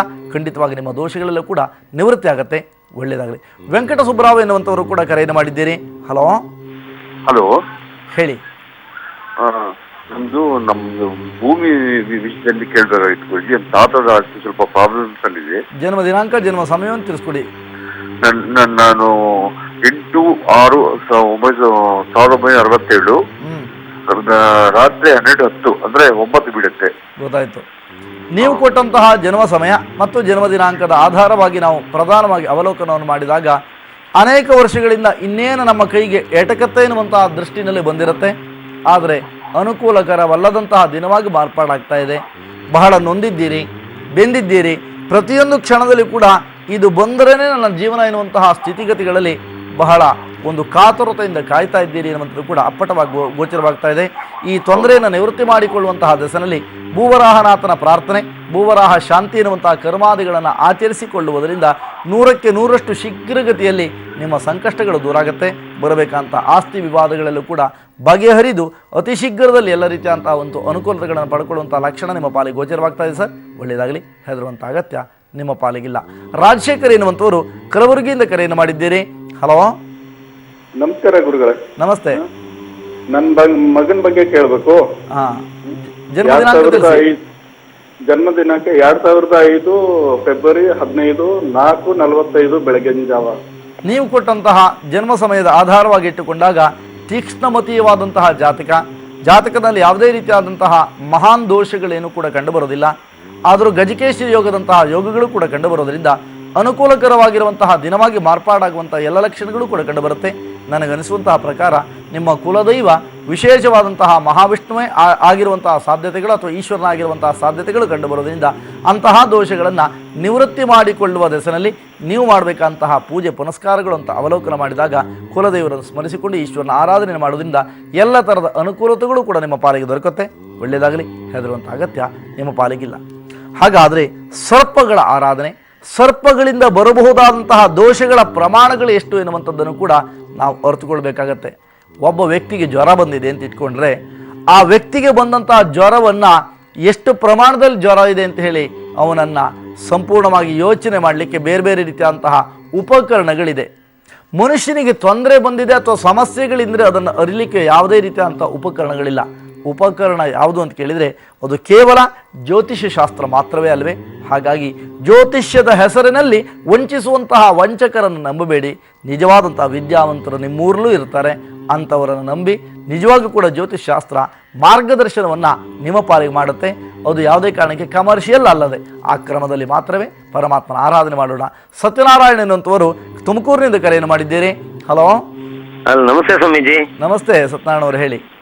ಸ್ವಾಮೀಜಿ, ನಾವ್ ಏನ್ ಮಾಡಿದ್ರು ಕೈ ಎತ್ತುತ್ತಾ ಇಲ್ಲ ಸ್ವಾಮಿ. ಜನ್ಮ ದಿನಾಂಕ ಅಥವಾ ಜನ್ಮ ಸಮಯವನ್ನು ತಿಳಿಸ್ಕೊಡಿ ದಯವಿಟ್ಟು. 22/9/1966 ಮಧ್ಯಾಹ್ನ 1 ಗಂಟೆಗೆ.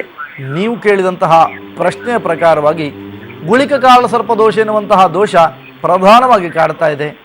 ಮನೆಯಲ್ಲಿ ಪ್ರತಿಯೊಂದಕ್ಕೂ ಕೂಡ ಒಂದಲ್ಲ ಒಂದು ರೀತಿಯಾದಂತಹ ಸಮಸ್ಯೆಗಳು ಅಥವಾ ಒಬ್ಬರು ಹೇಳಿದ್ದು ಇನ್ನೊಬ್ಬರಿಗೆ ಒಂದು ಸಹಿಸಲಾರದಂತಹ ಸ್ಥಿತಿಗತಿಗಳಲ್ಲಿ ಒಂದು ರೀತಿಯಾದಂತಹ ಮನಸ್ತಾಪಗಳು, ವಿಧ ವಿಧವಾದಂತಹ ಹಿಂಸೆ ನಿಮ್ಮನ್ನು ಕಾಡ್ತಾ ಇದೆ ಎನ್ನುವಂತೂ ಕೂಡ ಪ್ರತ್ಯಕ್ಷವಾಗಿ ಗೋಚರವಾಗ್ತಾ ಇದೆ. ತೊಂದರೆಯನ್ನು ನಿವೃತ್ತಿ ಮಾಡಿಕೊಳ್ಳುವಂತಹ ದಿಸೆಯಲ್ಲಿ ಹೇಳಿದಂತಹ ದೋಷಕ್ಕೆ ಸೂಕ್ತವಾದಂತಹ ಪರಿಹಾರವನ್ನು ಯಥಾವಿಧಿ ಶಾಸ್ತ್ರವನ್ನು ಅರಿತಂತಹ ವ್ಯಕ್ತಿಗಳಿಂದ ಆಚರಿಸಿಕೊಳ್ಳಿ. ಮನೆ ದೇವರನ್ನು ಅನವರ್ತವಾಗಿ ಆರಾಧನೆ ಮಾಡೋದ್ರಿಂದ ಮುಂಬರುವಂತಹ ದಿನಮಾನಗಳು ನಿಮ್ಮ ಪಾಲಿಗೆ ಅನುಕೂಲಕರವಾಗಿರುತ್ತೆ. ಚಿಂತೆಯನ್ನು ಮಾಡಬೇಕಂತ ಅಗತ್ಯ ಪರಮಾತ್ಮ ನಿಮ್ಮ ಪಾಲಿಗೆ ಕೊಡೋದಿಲ್ಲ. ಭಗವಂತ ನಿಮ್ಮನ್ನು ಹರಸಲಿ, ಸಕಲ ಸಂಕಷ್ಟಗಳನ್ನು ಪರಿಹರಿಸಲಿ. ನಿಮ್ಮ ಪರವಾಗಿ ನಾನು ಕೂಡ ಭಗವಂತನನ್ನು ಪ್ರಾರ್ಥನೆ ಮಾಡ್ತೇನೆ. ವಿಜಯಲಕ್ಷ್ಮಿಯ ಅನುಗ್ರಹ ನಿಮ್ಮ ಪಾಲಿಗಾಗಲಿ. ಶ್ರೀಮಂತ್ ಎನ್ನುವಂಥವರು ಬೆಳಗಾವದಿಂದ ಕರೆಯನ್ನು ಮಾಡಿದ್ದೀರಿ. ಹಲೋ. ನಮಸ್ಕಾರ ಗುರುಜಿ. ನಮಸ್ತೆ, ಹೇಳಿ ಶ್ರೀಮಂತ್ ಅವರೇ. ಸರ್, ನಂದು ಹುಟ್ಟಿದ ತಾರೀಕು 23/4/1952. 52. ಜನ್ಮ ಸಮಯವನ್ನು ಹೇಳಿ. ಮುಂಜಾನೆ ಸೂರ್ಯೋದಯ ಸಮಯದಲ್ಲಿ. ಸೂರ್ಯೋದಯ. ನಿಮ್ಮ ಹೆಸರು ಮಾತ್ರವೇ ಶ್ರೀಮಂತವಾಗಿದೆ. ಅನೇಕ ಥರದಲ್ಲಿ ಬೇರೆ ಬೇರೆ ಥರದ ಸಂಕಷ್ಟಗಳು ನಿಮ್ಮನ್ನು ಬಾಧಿಸ್ತಾ ಇದೆ. ಹೇಳಿಕೊಳ್ಳಲಾರದ ಅನುಭವಿಸಲಾರದಂತಹ ಸ್ಥಿತಿಗತಿಗಳನ್ನು ಕೂಡ ಅನುಭವಿಸಿದ್ದೀರಿ. ಆದರೆ ತಕ್ಕುದಾದಂತಹ ಪ್ರತಿಫಲಗಳು ದೊರಕುವಲ್ಲಿ ವಿಫಲವಾಗಿದೆ ಎನ್ನುವಂಥದ್ದು ನಿಮ್ಮ ಮನದಾಳದ ನೋವು. ನನಗನ್ನಿಸುವಂತಹ ಪ್ರಕಾರ ಎಲ್ಲ ಥರದ ಸಂಕಷ್ಟಗಳು ಬಗೆಹರಿಯುವಂತಹ ಕಾಲ ಬಂದಿರುವುದರಿಂದಲೇ ಬಹುಶಃ ಈ ಒಂದು ಕಾರ್ಯಕ್ರಮಕ್ಕೆ ಕರೆ ಸಿಕ್ಕಿದೆ ಅಂತ ಅನ್ಕೋತೀನಿ. ಹಾಗಾಗಿ ನಿಮ್ಮ ಸಂಕಷ್ಟಗಳನ್ನು ಬಗೆಹರಿಸುವಂತಹ ದೆಸೆಯಲ್ಲಿ ಘಾಟಿ ಸುಬ್ರಹ್ಮಣ್ಯ ಕ್ಷೇತ್ರಕ್ಕೆ ಒಮ್ಮೆ ದರ್ಶನಾದಿಗಳನ್ನು ಗೈಯುವುದರಿಂದ ಜೊತೆಗೆ ಸಂಪೂರ್ಣವಾಗಿರ್ತಕ್ಕಂತಹ ಸಮಸ್ಯೆಗಳನ್ನು ನಿವೃತ್ತಿ ಮಾಡಿಕೊಳ್ಳುವ ದೆಸೆಯಲ್ಲಿ ನೀವು ಮಾಡಬೇಕಾದ್ದು ವಿಶೇಷವಾದಂತಹ ಮಹಾಲಕ್ಷ್ಮಿ ಆರಾಧನೆಯನ್ನು ಮಾಡೋದ್ರಿಂದ ವ್ಯಾವಹಾರಿಕ ಕ್ಷೇತ್ರದಲ್ಲಿದ್ದಂತಹ ಅಪಜಯಗಳು ದೂರ ಆಗುತ್ತೆ. ಸಮಾಧಾನ ಸಂತೋಷಭರಿತವಾದಂಥ ಜೀವನವನ್ನು ನಡೆಸುವಂತಹ ಶಕ್ತಿಯನ್ನು ಪರಮಾತ್ಮ ನಿಮಗೆ ಕೊಳ್ಳಿ. ನಿಮ್ಮ ಹೆಸರಿಗೆ ತಕ್ಕಂತೆ ಶ್ರೀಮಂತಿಕೆಯಿಂದ ನಿಮ್ಮ ಜೀವನವನ್ನು ನಡೆಸುವಂತಹ ಶಕ್ತಿಯನ್ನು ಪರಮಾತ್ಮ ಕೊಳ್ಳಿ ಎನ್ನುವುದಾಗಿ ಪ್ರಾರ್ಥನೆಯನ್ನು ನನ್ನ ಆರಾಧ್ಯ ದೇವನಾದಂಥ ಮಹಾಗಣಪತಿಯ ಸನ್ನಿಧಾನದಲ್ಲಿ ಪ್ರಾರ್ಥನೆಯನ್ನು ಮಾಡ್ತೇನೆ. ಹಾಗಾದರೆ ಸರ್ಪಾದಿ ದೋಷಗಳನ್ನು ಒಂದು ನಿವೃತ್ತಿ ಮಾಡಿಕೊಳ್ಳಿಕ್ಕೆ ಇರುವಂತಹ ಸೂಕ್ತ ಮತ್ತು ಸುಲಭದ ಉಪಾಯಗಳನ್ನು ಮಾಡಲಿಕ್ಕಾಗಿ ವಿಶೇಷವಂತಹ ಸರ್ಪಾಂಡಗಳನ್ನು ನೀವು ಸಂಪೂರ್ಣವಾಗಿ ಸಿದ್ಧಪಡಿಸಿಕೊಂಡಿದ್ದೀರಿ. ಒಂದು ಪಾತ್ರೆಯಲ್ಲಿ ಕಂಚಿನ ಪಾತ್ರೆ ಆದರೆ ಬಹಳ ಶ್ರೇಷ್ಠ. ಆ ಕಂಚಿನ ಪಾತ್ರೆಯಲ್ಲಿ ನೀರನ್ನು ತುಂಬಿ ಪೂರ್ವ ಭಾಗದಲ್ಲಿರ್ತಕ್ಕಂತಹ ರಂಗವಲ್ಲಿ ಅಥವಾ ವೇದಿಕೆಯ ಮೇಲೆ ಸಂಪೂರ್ಣವಾಗಿ ಇಡಬೇಕಾಗತ್ತೆ. ಇಟ್ಟ ನಂತರದಲ್ಲಿ ಪೂಜೆ ಮುಂದುವರೆದಂತಹ ಆರಂಭ ಹೇಗೆ ಎನ್ನುವಂತಹ ಪ್ರಕ್ರಿಯೆಗಳನ್ನು ತಿಳಿದುಕೊಡ್ತೇನೆ. ಜಗದೀಶ್ವರಿ ಎನ್ನುವಂಥವರು ಬೆಂಗಳೂರಿನಿಂದ ಕರೆಯನ್ನು ಮಾಡಿದ್ದೀರಿ. ಹಲೋ ಗುರುಜಿ, ನಮಸ್ತೆ. ನಮಸ್ತೆ ಅಮ್ಮ, ಹೇಳಿ. ನಿಮ್ ಪ್ರೋಗ್ರಾಮ್ ದಿನ ನೋಡ್ತೀನಿ ನಾನು. ಥ್ಯಾಂಕ್ ಯು ಅಮ್ಮ. ಒಂದಿನ ಮಿಸ್ ಮಾಡಲ್ಲ ಗುರುಜಿ. ಥ್ಯಾಂಕ್ ಯು ಅಮ್ಮ, ಥ್ಯಾಂಕ್ ಯು. ಆದ್ರೂ ನನ್ ಕೈಲಿ ಎಷ್ಟಾಗುತ್ತೋ ಅಷ್ಟು ಪೂಜೆ ಮಾಡ್ತಾ ಇರ್ತೀನಿ. ಖಂಡಿತ ಅಮ್ಮ, ಖಂಡಿತ ಮಾಡಿ. ಗುರುಜಿ, ನಮ್ಗೆ ತುಂಬಾನೇ ಹೇಳಕ್ಕಾಗಲ್ಲ, ಅಷ್ಟು ಕಷ್ಟ ಇದೆ. ನಿಮ್ಮ ಜನ್ಮ ದಿನಾಂಕ ಅಥವಾ ನೀವು ಸಮಸ್ಯೆಗಳನ್ನು ದಯವಿಟ್ಟು ಹೇಳಬೇಡಿ. ನಿಮ್ಮ ಸಮಸ್ಯೆಗಳು ಇಂಥದ್ದು ಅಂತ ನಾನು ಹೇಳ್ತೀನಿ. ಹಾಗಾಗಿ ನಿಮ್ಮ ಜನ್ಮ ಸಮಯವನ್ನು ದಯವಿಟ್ಟು ತಿಳಿಸ್ಕೊಡಿಮ್ಮ. 7ನೇ ತಾರೀಕು ರಾತ್ರಿ 12:05 ಅಂದ್ರೆ 8ನೇ ತಾರೀಕು 12ನೇ ತಿಂಗಳು 93ನೇ ಇಸ್ವಿ ಮಗಳದ್ದು. ನೀವು ಕೇಳಿದಂತಹ ಪ್ರಶ್ನೆಯನ್ನ ಮತ್ತು ಜನ್ಮ ದಿನಾಂಕ, ನಿಮ್ಮ ಮಗಳ ಜನ್ಮ ದಿನಾಂಕವನ್ನು ಆಧಾರವಾಗಿ ಇಟ್ಟುಕೊಂಡಾಗ ಮನೆಯಲ್ಲಿ ಪ್ರತಿಯೊಂದಕ್ಕೂ ಕೂಡ ವಿಪರೀತವಾದಂತಹ ಧನಕ್ಕೆ ಅಂದರೆ ಹಣಕಾಸಿನ ಸಮಸ್ಯೆ ನಿಮ್ಮನ್ನು ಬಾಧಿಸ್ತಾ ಇದೆ. ಮನೆಯಲ್ಲಿ ಯಾವುದೇ ಕೆಲಸಕ್ಕೆ ಹೋಗ್ರಿ, ಆ ಕೆಲಸ ಪೂರ್ತಿ ಪ್ರಮಾಣದಲ್ಲಿ ಮುಗಿತು ಎನ್ನುವಂತಹ ಸಮಾಧಾನಗಳಿರೋದಿಲ್ಲ. ಅಥವಾ ಮನೆಯಲ್ಲಿ ವಿಪರೀತವಾಗಿರ್ತಕ್ಕಂತಹ ಆ ಖರ್ಚು ಅಥವಾ ಸಂಸಾರವನ್ನೇ ನಿಭಾಯಿಸಲಾಗದಂತಹ ಸ್ಥಿತಿಯಲ್ಲಿ ನಿಮ್ಮ ಕುಟುಂಬ ಇದೆ, ಬಳಲಿದ್ದೀರಿ ಎನ್ನುವಂಥದ್ದು ಗೋಚರವಾಗ್ತಾ ಇದೆ. ಏನು ಹೇಳ್ತೀರಾ? ಹೌದು ಗುರುಜಿ, ಮಗನ್ ಮದ್ವೆ ಮಾಡಿದ್ವಿ. ಗೊತ್ತಾಯ್ತು. ಅಲ್ಲ ಗುರುಜಿ, ಹೇಳಿ ಅಮ್ಮ, ಹೇಳಿ. ಮಗನ್ ಮದ್ವೆ ಮಾಡಿದ್ವಿ. ಹೇಳಿ, ಕೇಳ್ತಿದೆ, ಹೇಳಿ.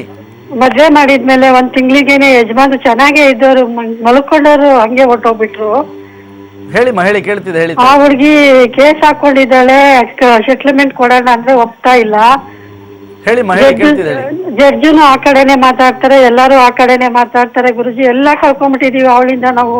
ಅಮ್ಮ, ಖಂಡಿತವಾಗಿಯೂ ಕೆಟ್ಟ ಕಾಲಗಳು ಬಂದಾಗ ಯಾರನ್ನೂ ಕೂಡ ಬಿಡೋದಿಲ್ಲ ಅನ್ನೋದಕ್ಕೆ ಪ್ರತ್ಯಕ್ಷವಾದಂಥ ಅನೇಕ ಸಾಕ್ಷಿಗಳನ್ನು ಮಾಧ್ಯಮದಲ್ಲಿ ನಾವು ನೋಡ್ತಾನೆ ಇರ್ತೇವೆ. ಹೆದರಬೇಡಿ, ಭಗವಂತ ಸದಾ ನಿಮ್ಮ ಜೊತೆಗಿರ್ತಾನೆ. ನ್ಯಾಯಯುತವಾಗಿ ನೀವು ನಡೆದುಕೊಂಡಂತಹ ಪಕ್ಷದಲ್ಲಿ ನ್ಯಾಯ ಸದಾ ನಿಮ್ಮ ಜೊತೆಗೆ ಇರುತ್ತೆ ಎನ್ನುವಂತಹ ಅಪ್ಪಟ ಸತ್ಯವನ್ನು ಅರಿತುಕೊಂಡು ಮುಂದಾಗಬೇಕಾಗತ್ತೆ. ಹಾಗಾಗಿ ಜಾತಕವನ್ನು ಅವಲೋಕನ ಮಾಡಿದಾಗ ಸರ್ಪಾದಿ ದೋಷಗಳು ಕೂಡ ಜಾತಕಕ್ಕೆ ಅಥವಾ ನಿಮ್ಮ ಕುಟುಂಬಕ್ಕೆ ಬಾಧಿಸ್ತಾ ಇರುವುದರಿಂದ ಈ ದೋಷಗಳನ್ನು ನಿವೃತ್ತಿ ಮಾಡಿಕೊಳ್ಳುವಂತಹ ದಿಸೆಯಲ್ಲಿ ಮಾಡಬೇಕಾದಿಷ್ಟೇ. ವಿಶೇಷವಾಗಿರ್ತಕ್ಕಂತಹ ಪ್ರತಿ ಮಂಗಳವಾರ ಹುತ್ತದ ಮಣ್ಣಿಗೆ, ವಿಶೇಷವಾಗಿರ್ತಕ್ಕಂಥ ಹುತ್ತದ ಸಮೀಪಕ್ಕೆ ಹೋಗಿ ಹುತ್ತಕ್ಕೆ ಪೂಜೆಯನ್ನು ಮಾಡಿಕೊಂಡು ಬರೋದರಿಂದ ಸಕಲ ಸಂಕಷ್ಟಗಳು ಬಗೆಹರಿಯುತ್ತೆ. ಚಿಂತೆ ಮಾಡಬೇಕಂತ ಅಗತ್ಯ ಇಲ್ಲ. 2017 ನಂತರದಲ್ಲಿ ಸಂಪೂರ್ಣವಾದಂತಹ ಸ್ಥಿತಿಗತಿಗಳಿಗೆ ಕುಟುಂಬ ಬರುವಂತಹ ಲಕ್ಷಣಗಳು ಜಾತಕದಲ್ಲಿ ಗೋಚರವಾಗ್ತಾ ಇದೆಮ್ಮ.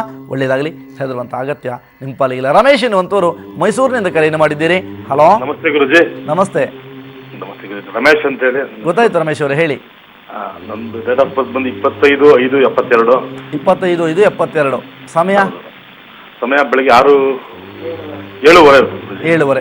ನೀವು ಕೊಟ್ಟಂತಹ ಸಮಯ ಮತ್ತು ಜನ್ಮ ದಿನಾಂಕದ ಆಧಾರವಾಗಿ ಜಾತಕವನ್ನು ವಿಮರ್ಶೆ ಮಾಡೋಣ. ಜಾತಕದಲ್ಲಿ ಅಂದುಕೊಂಡಂತಹ ರೀತಿಯಲ್ಲಿ ನೀವು ಏನು ಪ್ರಾಮಾಣಿಕವಾಗಿ ಪ್ರಯತ್ನವನ್ನು ಎಷ್ಟೇ ಕೆಲಸಕ್ಕೆ ಹೋದರೂ ಕೂಡ ಆ ಕೆಲಸದಲ್ಲಿ ನಿಮಗೆ ಅನುಕೂಲಕರವಾಗಿರುವಂತಹ ವಾತಾವರಣವಾಗಿ ನಿರ್ಮಾಣ ಆಗೋದಿಲ್ಲ. ಆದರೂ ದೇವರು ಅತಿಯಾದಂತಹ ಕಷ್ಟಗಳನ್ನು ಏನೂ ಕೂಡ ನಿಮಗೆ ಕೊಟ್ಟಿಲ್ಲ ಎನ್ನುವಂಥದ್ದು ಪ್ರತ್ಯಕ್ಷವಾಗಿ ಗೊತ್ತಾಗ್ತಾ ಇದೆ. ಆದರೆ ಮುಂದಿನ ದಿನಮಾನಗಳು ಬಹಳ ಅನುಕೂಲಕರವಾಗಿದೆ. ನಿಮ್ಮ ಮನಸ್ಸಿನಲ್ಲಿ ಯಾವುದೋ ರೀತಿಯಾದಂಥ ಒಂದು ಮಹತ್ತರವಾದಂಥ ನನ್ನ ಜೀವನದಲ್ಲಿ ಇದನ್ನೊಂದನ್ನು ಸಾಧನೆ ಮಾಡಲೇಬೇಕು ಎನ್ನುವಂತಹ ಸ್ಥಿತಿಗತಿಗಳಲ್ಲಿ ನೀವಿದ್ದೀರಿ. ಖಂಡಿತ ಎಟಕುವ ಲಕ್ಷಣಗಳು, ಸಮಾಧಾನಕರವಾದಂತಹ ವಾತಾವರಣ ಇವೆಲ್ಲವೂ ಕೂಡ ದೊರಕುತ್ತೆ.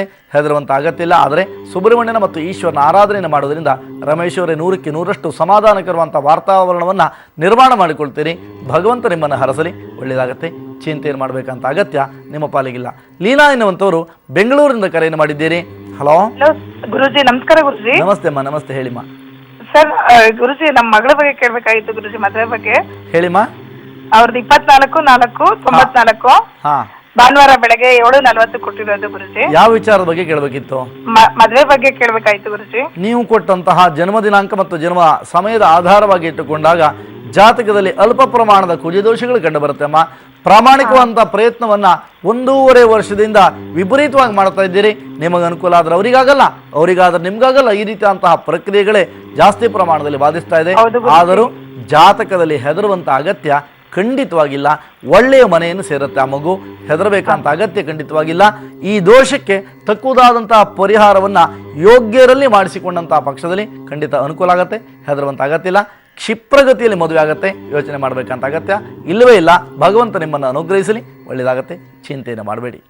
ಹಾಗಾದರೆ ಈ ಸರ್ಪಾದಿಕೂಲಗಳ ಆರಾಧನೆಯನ್ನು ಮುಂದುವರಿಸುವಂತಹ ಪ್ರಕ್ರಿಯೆ ಇವತ್ತಿನ ದ್ವಾದಶ ರಾಶಿಗಳವರ ದಿನಚರಿಗಳು ಹೇಗಿರುತ್ತೆ ಎಲ್ಲವನ್ನೂ ಕೂಡ ಅರಿಯುವಂತಹ ಪ್ರಾಮಾಣಿಕ ಪ್ರಯತ್ನವನ್ನು ಮುಂದುವರಿಸೋಣ. ಮೇಷಾದಿ ದ್ವಾದಶ ರಾಶಿಗಳವರ ಈ ದಿನದ ದಿನಭವಿಷ್ಯ ಹೇಗಿರುತ್ತೆ ಎನ್ನುವಂತಹ ದೃಷ್ಟಿನಲ್ಲಿ ಯೋಚನೆಯನ್ನು ಮಾಡ್ತಾ ಇರ್ತೀರಿ. ಮೇಷರಾಶಿಯವರ ದಿನಚರಿ ಕಾರ್ಯಗಳಲ್ಲಿ ವಿಳಂಬ ಆಗುವಂತಹ ಸಾಧ್ಯತೆಗಳು ಕಂಡುಬರುತ್ತೆ. ಕಾರಣ ಅಷ್ಟಮ ಶನಿಯ ಪ್ರಭಾವ. ಈ ಅಷ್ಟಮ ಶನಿ ನಷ್ಟತೆಯನ್ನು ತಂದುಕೊಡದೆ ಬಿಡಲಾರ ಎನ್ನುವಂತಹ ಅಪ್ಪಟ ಸತ್ಯವನ್ನು ಅರಿತು ನಮ್ಮ ಮೇಲೆ ಜಾಗೃತಿಯಿಂದ ಇರಬೇಕಾದ ನಮ್ಮ ಕರ್ತವ್ಯ. ಯಾವುದೇ ಕಾರಣಕ್ಕೂ ಕೂಡ ವಿಪರೀತವಾದಂತಹ ಆಸೆಗೆ ಒಳಗಾಗಬೇಕಾದಂತಹ ಅನಿವಾರ್ಯ ಸ್ಥಿತಿ ನಿಮಗೆ ಇಲ್ಲದಿದ್ದಂತಹ ಪಕ್ಷದಲ್ಲಿ ವಿಪರೀತ ಆಸೆ ನಿಮ್ಮನ್ನು ಖಂಡಿತವಾಗಿ ಬಾಧಿಸುತ್ತೆ. ಆಸೆ ಒಳ್ಳೆಯ ಆಸೆ ಸಾಮಾನ್ಯ ಗುಣ, ದುರಾಸೆ ದುಃಖಕ್ಕೆ ಸಮಾನವಾಗಿರುತ್ತೆ. ಆ ದೆಸೆಯಲ್ಲಿ ಯೋಚನೆಯನ್ನು ಮಾಡಿ ವ್ಯವಹಾರವನ್ನು ಮುಂದುವರಿಸಿ ಎನ್ನುವಂಥದ್ದು ಸಲಹೆ ನನ್ನದು, ತೀರ್ಮಾನ ತಮ್ಮದು. ಹಾಗಾದರೆ ಬಂಧುವರ್ಗದ ಮಧ್ಯದಲ್ಲಿ ಭಿನ್ನಾಭಿಪ್ರಾಯಗಳು ಉಂಟಾಗುವಂತಹ ಲಕ್ಷಣಗಳು ಕೂಡ ಗೋಚರವಾಗ್ತಾ ಇದೆ. ದೂರದ ವಿದೇಶದಲ್ಲಿರ್ತಕ್ಕಂತಹ ಮಕ್ಕಳ ವಿದ್ಯಾಭ್ಯಾಸದಲ್ಲಿ ಸ್ವಲ್ಪ ರೀತಿಯಾದಂತಹ ಒಂದು ಅಡೆತಡೆ ಅಥವಾ ಯಾವುದೋ ರೀತಿಯಾದಂತಹ ಸಮಸ್ಯೆಗಳು ಗೋಚರಿಸಬಹುದಾದ ಲಕ್ಷಣಗಳು ಕಂಡುಬರುತ್ತೆ. ಉನ್ನತ ವ್ಯಾಸಂಗವನ್ನು ವಿದೇಶದಲ್ಲಿ ಮಾಡ್ತಾ ಇರತಕ್ಕಂತಹ ಮಕ್ಕಳ ಜೀವನದಲ್ಲಿ. ಹಾಗಾದರೆ ಅಂತಹ ತೊಂದರೆಗಳನ್ನು ನಿವೃತ್ತಿ ಮಾಡಿಕೊಳ್ಳುವಂತಹ ದೆಸೆಯಲ್ಲಿ ಸುಬ್ರಹ್ಮಣ್ಯನ ಪ್ರಾರ್ಥನೆ ಆರಾಧನಾದಿಗಳನ್ನು ಗೈಯುವಂಥದ್ದು ನಿಮ್ಮ ಪಾಲಿಗೆ ಅನುಕೂಲ ಎನ್ನುವಂಥದ್ದು ನನ್ನ ಸಲಹೆ, ತೀರ್ಮಾನ ತಮ್ಮದು. ಪತ್ರಕರ್ತರಿಗೆ ಹಿನ್ನಡೆ ಕಾಲ, ಮಾನಸಿಕವಂತಹ ಕಿರಿಕಿರಿ ಮುಂದುವರಿಯುವಂತಹ ಲಕ್ಷಣಗಳಿದೆ. ರಾಜಕಾರಣಿಗಳಿಗೆ ನಿಮ್ಮ ಮೇಲ್ದರ್ಜೆಯ ನಾಯಕರಿಂದ ಸ್ವಲ್ಪ ರೀತಿಯಾದಂತಹ ಇರಿಸು ಮುರಿಸನ್ನು ನಿಮ್ಮ ಮೇಲೆ ಉಂಟು ಮಾಡುವಂತಹ ಸಾಧ್ಯತೆಗಳು ಕಂಡು ಬರ್ತಾ ಇದೆ. ಎಲ್ಲ ರೀತಿಯಾದಂತಹ ತೊಂದರೆಗಳನ್ನು ನಿವೃತ್ತಿ ಮಾಡಿಕೊಳ್ಳುವಂತಹ ದೆಸರಿನಲ್ಲಿ ನಾಗೇಶ್ವರನ ಆರಾಧನೆಯನ್ನು ಮಾಡಿ ಎನ್ನುವಂಥದ್ದು ಸಲಹೆ ನನ್ನದು, ತೀರ್ಮಾನ ತಮ್ಮದು. ಇನ್ನು ವೃಷಭ ರಾಶಿ ಸಮಾಧಾನಕರವಾದಂತಹ ವಾತಾವರಣವನ್ನು ನಿರ್ಮಾಣ ಮಾಡಿಕೊಳ್ತೀರಿ. ಅನೇಕ ದಿನಗಳಿಂದ ನೀವಂದುಕೊಂಡಂತಹ ಕಾರ್ಯಗಳಲ್ಲೂ ಕೂಡ ವಿಳಂಬಗಳಾಗುವಂತಹ ಸಾಧ್ಯತೆ ಕಂಡುಬರ್ತಾ ಇದೆ. ವಿಪರೀತವಾದಂತಹ ಆಯಾಸ ಅಥವಾ ಅನಾರೋಗ್ಯದ ಬಗ್ಗೆ ಜಾಗೃತಿಯನ್ನು ವಹಿಸಬೇಕಾದ ಮಾತ್ರವೇ ನಿಮ್ಮ ಕರ್ತವ್ಯ. ದೂರದ ಬಂಧುಗಳು ಅಗಲಿದಂತಹ ದುರ್ವಾರ್ತೆಗಳನ್ನು ಮಧ್ಯಾಹ್ನದ ನಂತರದಲ್ಲಿ ಕೇಳಬೇಕಾದಿತ್ತು. ಮಕ್ಕಳ ಆರೋಗ್ಯಕ್ಕಾಗಿ ಹಣವನ್ನು ವ್ಯಯಿಸಲೇಬೇಕಾದಂತಹ ಸಾಧ್ಯತೆಗಳು ಕೂಡ ಕೆಲವರಿಗೆ ಕಂಡುಬರುತ್ತೆ. ಸ್ಥಿರಾಸ್ತಿಯಿಂದ ಅಲ್ಪ ಲಾಭ ಸಾಧ್ಯತೆಗಳು ಕಂಡುಬರುತ್ತೆ. ಚರಾಸ್ತಿಯಿಂದ ಅಲ್ಪ ನಷ್ಟ ಸಾಧ್ಯತೆಗಳು ಕೂಡ ಕಂಡುಬರುತ್ತೆ. ಗಣಪತಿಯ ಉಪಾಸನೆ, ಗಣಪತಿಗೆ ದೂರ್ವಾರ್ಚನಾದಿಗಳನ್ನು ಗೈಯುವುದರಿಂದ ಎಲ್ಲ ಥರದ ಅನುಕೂಲತೆಗಳನ್ನು ಪಡ್ಕೊಳ್ಳುವಂಥ ಲಕ್ಷಣಗಳು ಕಂಡುಬರುತ್ತೆ. ವ್ಯಾಪಾರಿಗಳು ಚಾಣಾಕ್ಷಮತಿಗಳಾಗಿರಬೇಕು. ಚಾಣಾಕ್ಷತನದಿಂದ ವ್ಯಾಪಾರವನ್ನು ಮಾಡಿದಂತಹ ಪಕ್ಷದಲ್ಲಿ ಕಷ್ಟಗಳ ಪರಿಹಾರ, ಇಷ್ಟಾರ್ಥಗಳ ಸಿದ್ಧಿ ಇವೆಲ್ಲವೂ ಕೂಡ ದೊರಕುವಂತಹ ಎಲ್ಲ ಲಕ್ಷಣಗಳು ಕೂಡ ನಿಮ್ಮ ರಾಶಿ ಗೋಚರವಾಗ್ತಾ ಇದೆ. ಭಗವಂತ ನಿಮ್ಮನ್ನು ಹರಸಲಿ, ಒಳ್ಳೆಯದಾಗಲಿ. ಚಿಂತೆಯನ್ನು ಮಾಡಬೇಡಿ. ಇನ್ನು ಮಿಥುನ ರಾಶಿಯವರ ದಿನಚರಿ ಅಂದುಕೊಂಡಂತಹ ಕಾರ್ಯಗಳು ಸಮಾಧಾನಕರವಾಗಿ ಮುಂದುವರಿಯುತ್ತೆ. ಮಾನಸಿಕವಾದಂಥ ನೆಮ್ಮದಿಗಳನ್ನು ಪಡ್ಕೊಳ್ತೀರಾ. ಹಾಗೆ ಯಾವ್ಯಾವ ಉದ್ಯೋಗವನ್ನು ಮಾಡ್ತಾ ಇದ್ದೀರೋ ನಿಮ್ಮ ಮೇಲ್ದರ್ಜೆಯ ನಾಯಕರು ಅಥವಾ ಮೇಲಾಧಿಕಾರಿಗಳು ಅಥವಾ ನಿಮ್ಮ ಬಾಸ್ ಅಂತ ಏನು ಕರೀತೀರೋ ಅಂಥವರ ಮಧ್ಯದಲ್ಲಿ ಸ್ವಲ್ಪ ರೀತಿಯಂಥ ಭಿನ್ನಾಭಿಪ್ರಾಯಗಳು ನಡೆಯುವಂತಹ ಲಕ್ಷಣಗಳು ಕಂಡುಬರುತ್ತೆ. ಯಾರ್ಯಾರು ರೈಟರುಗಳಿದ್ದೀರೋ, ಕಾದಂಬರಿಕಾರರಿರ್ಬೋದು, ಕಥೆಗಾರರಿರ್ಬೋದು, ಅಂಥವರಿಗೆಲ್ಲರೂ ಕೂಡ ಸರ್ಕಾರದ ಯಾವುದೋ ರೀತಿಯಂಥ ಒಂದು ಪ್ರಶಸ್ತಿ ನಿಮ್ಮನ್ನು ಅರಸಿಕೊಂಡು ಬರುವಂತಹ ಲಕ್ಷಣಗಳು ಬಹುಪಾಲು ಇವತ್ತು ಕಂಡುಬರ್ತಾ ಇದೆ. ಖಂಡಿತ ಒಳ್ಳೆಯದಾಗಬೇಕು. ಸಾಧಕರಿಗೆ ಸನ್ಮಾನ ಯೋಗ್ಯ. ಯಾವುದೋ ರೀತಿಯಲ್ಲಿ ಯಾರ್ದೋ ಒಂದು ಲಾಭಿ ಮಾಡಿ ಸನ್ಮಾನ ಮಾಡಿದರೆ ಅದು ಒಂದು ಸನ್ಮಾನವೇ ಅಲ್ವೇ ಅಲ್ಲ. ಹಾಗಾಗಿ ಸಾಧಕರಿಗೆ ಸನ್ಮಾನ ಮಾಡಬಹುದಾದಂತಹ ಸಾಧ್ಯತೆಗಳು ಕೂಡ ಕಂಡು ಬರ್ತಾ ಇದೆ. ಆ ದೆಸೆಯಲ್ಲಿ ನಿಮ್ಮನ್ನು ಭಗವಂತ ಹರಸಲಿ ಎನ್ನುವುದಾಗಿ ನಿಮಗೆ ಅಭಿನಂದನೆಯನ್ನು ಸಲ್ಲಿಸ್ತೇನೆ. ಪ್ರಶಸ್ತಿ ಬಂದ ನಂತರದಲ್ಲಿ ಸಲ್ಲಿಸಬೇಕಾದ್ದನ್ನು ಅಡ್ವಾನ್ಸಾಗಿ ಕೊಟ್ಟಿದ್ದೀನಿ ತಿಳ್ಕೊಬಿಡಿ. ಹಾಗಾದರೆ ಎಲ್ಲ ರೀತಿಯಂತಹ ಪ್ರಗತಿ, ಮಾನಸಿಕವಂತಹ ಕಾಮನೆಗಳ ಈಡೇರುವಿಕೆಗೆ ನೀವು ಮಾಡಬೇಕಾದ ಗಣಪತಿಯ ಆರಾಧನೆ, ಕುಲದೇವರ ಸ್ಮರಣೆಯಾಗಿರಲಿ. ಪರಮಾತ್ಮ ನಿಮ್ಮನ್ನು ಹರಸಲಿ, ಒಳ್ಳೆಯದಾಗಲಿ. ಇನ್ನು ಕರ್ಕಾಟಕ ರಾಶಿಯವರ ದಿನಚರಿ, ಪಂಚಮಶನಿಯ ಪ್ರಭಾವದಲ್ಲಿದ್ದೀರಿ.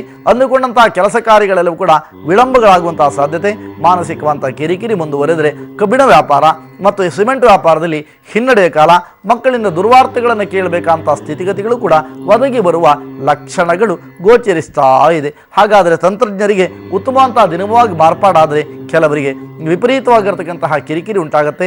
ತೊಂದರೆ ನಿವೃತ್ತಿಗೆ, ಮಾನಸಿಕವಾದಂತಹ ಲಾಭಗಳಿಗೆ ನೀವು ಮಾಡಬೇಕಂತಹ ಪೂಜೆ ಅಂತ ಅವಲೋಕಿಸಿದಾಗ ಕುಲದೇವರನ್ನು ಸ್ಮರಿಸಿಕೊಂಡು ಇಷ್ಟದೇವರ ಪ್ರಾರ್ಥನೆಯನ್ನು ಮಾಡುವುದರಿಂದ ಅನವರತವಾದಂಥ ಯಶಸ್ಸು ನಿಮ್ಮ ಪಾಲಿಗೆ ಸಿಗುತ್ತೆ. ಪರಮಾತ್ಮ ನಿಮಗೆ ಒಳ್ಳೆಯದನ್ನು ಮಾಡಲಿ, ಒಳ್ಳೆಯದಾಗಲಿ. ಇನ್ನು ಉಳಿದಂತಹ ರಾಶಿ ಅರ್ಧಾಷ್ಟಮ ಶನಿಯ ಪ್ರಭಾವದಲ್ಲಿ ಇದ್ದೀರಿ. ಸಿಂಹ ರಾಶಿಯವರು ಅರ್ಧಾಷ್ಟಮ ಶನಿಯ ಪ್ರಭಾವದಿಂದ ಅಷ್ಟೊಂದು ಉತ್ತಮಕರವಲ್ಲದಂತಹ ಮಹಾನು ಕೆಟ್ಟದಾದಂತಹ ದಿನವೂ ಕೂಡ ನಿಮ್ಮ ಪಾಲಿಗೆ ಆಗೋದಿಲ್ಲ. ಮಾನಸಿಕವಾಗಿ ಅಂದುಕೊಂಡಂತಹ ಕಾರ್ಯವನ್ನು ಅಲ್ಪ ಪ್ರಮಾಣದಲ್ಲಿ ಮುಂದುವರಿಸ್ತೀರಿ. ವಿಪರೀತವಾದಂತಹ ಧನಾಗಮನದ ಯೋಗ ಏನು ನಿಮ್ಮ ಪಾಲಿಗೆ ಕಂಡು ಬರೋದಿಲ್ಲ. ಸ್ಥಿರಾಸ್ತಿಯಿಂದ ಅಲ್ಪ ಪ್ರಮಾಣದ ಲಾಭಗಳನ್ನು ಗಳಿಸ್ತೀರಿ. ರೈತಾಪಿ ವರ್ಗ ಸಮಾಧಾನಕರವಾಗಿರುತ್ತೆ. ಹೆಣ್ಣುಮಕ್ಕಳ ಮನಸ್ಥಿತಿ ಡೋಲಾಯಮಾನವಾಗಿ ಇದ್ದರೂ ಕೂಡ ಇವತ್ತು ಸಮಾಧಾನವಾಗಿರುತ್ತೆ. ಕೆಲಸದಲ್ಲಿ ಜೀವನ ಪಡ್ಕೊಳ್ತೀರಿ. ಬ್ಯಾಂಕ್ ಉದ್ಯೋಗಿಗಳಿಗೆ ಅಲ್ಪ ಪ್ರಮಾಣದ ಕಿರಿಕಿರಿ, ತೊಂದರೆ ನಿವೃತ್ತಿಗೆ ಮಾಡಬೇಕಾದಿಷ್ಟೇ ಕುಲದೇವರ ಸ್ಮರಣೆ, ಇಷ್ಟದೇವರ ಪ್ರಾರ್ಥನೆಯಿಂದ ಅನುಕೂಲ. ಪರಮಾತ್ಮ ನಿಮ್ಮನ್ನು ಹರಸಲಿ. ಇನ್ನು ಉಳಿದಂತಹ ರಾಶಿ ಕನ್ಯಾ ರಾಶಿ, ಜನ್ಮಗುರುವಿನ ಪ್ರಭಾವದಿಂದ ಮಾನಸಿಕವಂತಹ ಕಿರಿಕಿರಿ ಮುಂದುವರುತ್ತೆ. ವಿಪರೀತವಂತಹ ಆರೋಗ್ಯದ ಸಮಸ್ಯೆಗಳು ನಿಮ್ಮನ್ನು ಕಾಡಬಹುದು. ಹೆಂಡತಿ ಆರೋಗ್ಯದ ಬಗ್ಗೆ ಜಾಗೃತಿಯನ್ನು ವಹಿಸಲೇಬೇಕಂತ ದಿನವಾಗಿ ಮಾರ್ಪಾಡಾಗುತ್ತೆ. ಉತ್ತಮವಂತಹ ಪ್ರಗತಿಗಾಗಿ ಅನಾಥ ಮಕ್ಕಳಿಗೆ ಅನ್ನದಾನವನ್ನು ಮಾಡುವಂತಹ ಪ್ರಕ್ರಿಯೆಗಳನ್ನು ಮುಂದುವರಿಸಿ ಗೋಸೇವೆಯನ್ನು ಮಾಡುವಂಥ ನಿಮ್ಮ ಪಾಲಿಗೆ ಉತ್ತಮ. ಪ್ರಗತಿಯ ಜೀವನಕ್ಕೆ ವಿಶೇಷವಾಗಿರ್ತಕ್ಕಂಥ ಈಶ್ವರನ ಆರಾಧನೆ ಮಾಡಿ ಪರಮಾತ್ಮ ನಿಮ್ಮನ್ನು ರಕ್ಷಣೆ ಮಾಡಲಿ. ಉಳಿದಂತಹ ರಾಶಿ ತುಲಾರಾಶಿ, ಜನ್ಮ ಶನಿಯ ಪ್ರಭಾವವನ್ನು ಮೀರಿ ಕೊನೆಯ ಭಾಗದಲ್ಲಿದ್ದೀರಿ. ಇನ್ನು ಕೆಲವು ದಿನಗಳಲ್ಲಿ ನಿಮ್ಮ ರಾಶಿಯನ್ನು ಬಿಟ್ಟು ಮುಂದೆ ಹೋಗ್ತಾನೆ ಶನಿ ಪರಮಾತ್ಮ. ಆ ಕಾರಣದಿಂದ ವ್ಯಾಪಾರದಲ್ಲಿ ನಷ್ಟ ಸಾಧ್ಯತೆಗಳು ಕಂಡುಬರುತ್ತೆ. ವಿಪರೀತವಾಗಿರ್ತಕ್ಕಂಥ ಆಯಾಸ, ಆರೋಗ್ಯದ ಬಗ್ಗೆ ಸ್ವಲ್ಪ ರೀತಿಯಂಥ ಕಾಳಜಿ ವಹಿಸಿ ಹಿರಿಯರ ಮಾತನ್ನು ಧಿಕ್ಕರಿಸಬೇಡಿ. ವಿದ್ಯಾಭ್ಯಾಸವನ್ನೇ ಮುಂದುವರಿಸಿ ವಿದ್ಯಾರ್ಥಿಗಳು ಪ್ರಗತಿಯ ಜೀವನಕ್ಕೆ ವಿಶೇಷವಾದಂಥ ಸೋಮೇಶ್ವರನ ಆರಾಧನೆ ಮಾಡಿ ಒಳ್ಳೆಯದಾಗಲಿ, ಚಿಂತೆ ಮಾಡಬೇಡಿ. ವೃಶ್ಚಿಕ ರಾಶಿಯವರಿಗೆ ಜನ್ಮಶನಿಯ ಪ್ರಭಾವದಿಂದ ಆಂತರಿಕ ಕಲಹಗಳು ಬಹಿರಂಗಗೊಳ್ಳುವಂತಹ ಸಾಧ್ಯತೆ, ಅಪಾರ ನಷ್ಟ ಸಾಧ್ಯತೆಗಳು ಕೂಡ ಉದ್ಯಮದಲ್ಲಿ ಕಂಡುಬಂದರೆ ವಿದೇಶದ ರಫ್ತಿನಲ್ಲಿ ಕೂಡ ವಿಪರೀತವಾಗಿರ್ತಕ್ಕಂತಹ ಸಮಸ್ಯೆಗಳು ಕಂಡುಬರುತ್ತೆ. ಆಂಜನೇಯನ ಆರಾಧನೆಯಿಂದ ಪರಿಹಾರ, ಒಳ್ಳೆಯದಾಗಲಿ, ಚಿಂತೆ ಮಾಡಬೇಡಿ. ಇನ್ನು ಧನುರಾಶಿಯವರ ದಿನಚರಿ, ಸಾರ್ಧ ಸಪ್ತಮ ಶನಿ ಪ್ರಭಾವದಿಂದ ಕಾರ್ಯಗಳಲ್ಲಿ ವಿಳಂಬ, ಮಾನಸಿಕವಂತಹ ಕಿರಿಕಿರಿ, ವಿಪರೀತವಾದಂಥ ಆಯಾಸ, ಬೇರೆಯವರಿಂದ ನಿಮ್ಮ ಮೇಲೆ ವ್ಯರ್ಥ ಆರೋಪಗಳು ಕೂಡ ಕಂಡುಬರುತ್ತೆ. ರಾಜಕೀಯದಲ್ಲಿ ಕೂಡ ಹಿನ್ನಡೆಯ ಕಾಲ. ತೊಂದರೆ ನಿವೃತ್ತಿಗೆ ಈಶ್ವರನ ಆರಾಧನೆ ಅತಿ ಮುಖ್ಯ, ಒಳ್ಳೆಯದಾಗಲಿ, ಚಿಂತೆ ಮಾಡಬೇಡಿ. ಮಕರ ರಾಶಿಗೆ ಶುಭವಾರ್ತೆಗಳನ್ನು ಕೇಳುವಂತಹ ಸಾಧ್ಯತೆಗಳು ಆಬಾಲರಿಂದ ಹಿಡಿದು ವೃದ್ಧರ ತನಕ ಕೂಡ ಅನುಕೂಲಕರವಾಗಿರುವಂತಹ ದಿನವಾಗಿ ಮಾರ್ಪಾಡಾಗುತ್ತೆ.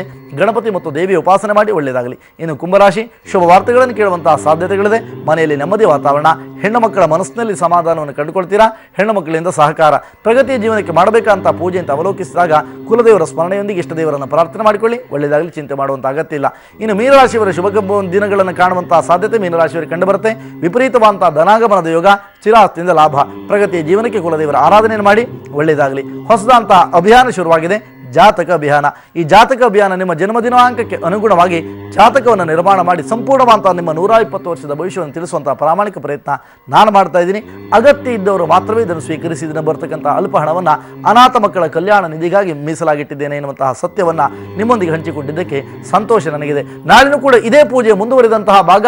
ಇವತ್ತಿನವರೆಗೆ ಮಾಧ್ಯಮ ವಲಯದಲ್ಲಿಯೇ ನೀವು ಕಂಡು ಕೇಳರಿಯದಂತಹ ಸುಲಭದ ಪರಿಹಾರವನ್ನು ನಾವು ನಾಳಿನ ಸಂಚಿಕೆಯಲ್ಲಿ ನಾವು ತಿಳಿಸ್ತೇವೆ. ಆ ಒಂದು ಸಂಚಿಕೆಗಾಗಿ ಕಾತುರತೆಯಿಂದ ನೀವು ಸಿದ್ಧರಾಗಿರಿ. ಪರಮಾತ್ಮ ನಿಮ್ಮ ಪಾಲಿಗೆ ಶುಭವನ್ನು ಕೊಡಲಿ ಎನ್ನುವಂತಹ ಶುಭ ಸಂದೇಶದೊಂದಿಗೆ ಇವತ್ತಿನ ಕಾರ್ಯಕ್ರಮವನ್ನು ಮುಗಿಸ್ತಾ ಇದ್ದೀನಿ. ಲೋಕ ಸಮಸ್ತ ಸುಖಿನೋ ಭವಂತು, ಸಮಸ್ತ ಸನ್ಮಂಗಲಾನಿ ಭವಂತು. ನಮಸ್ಕಾರ.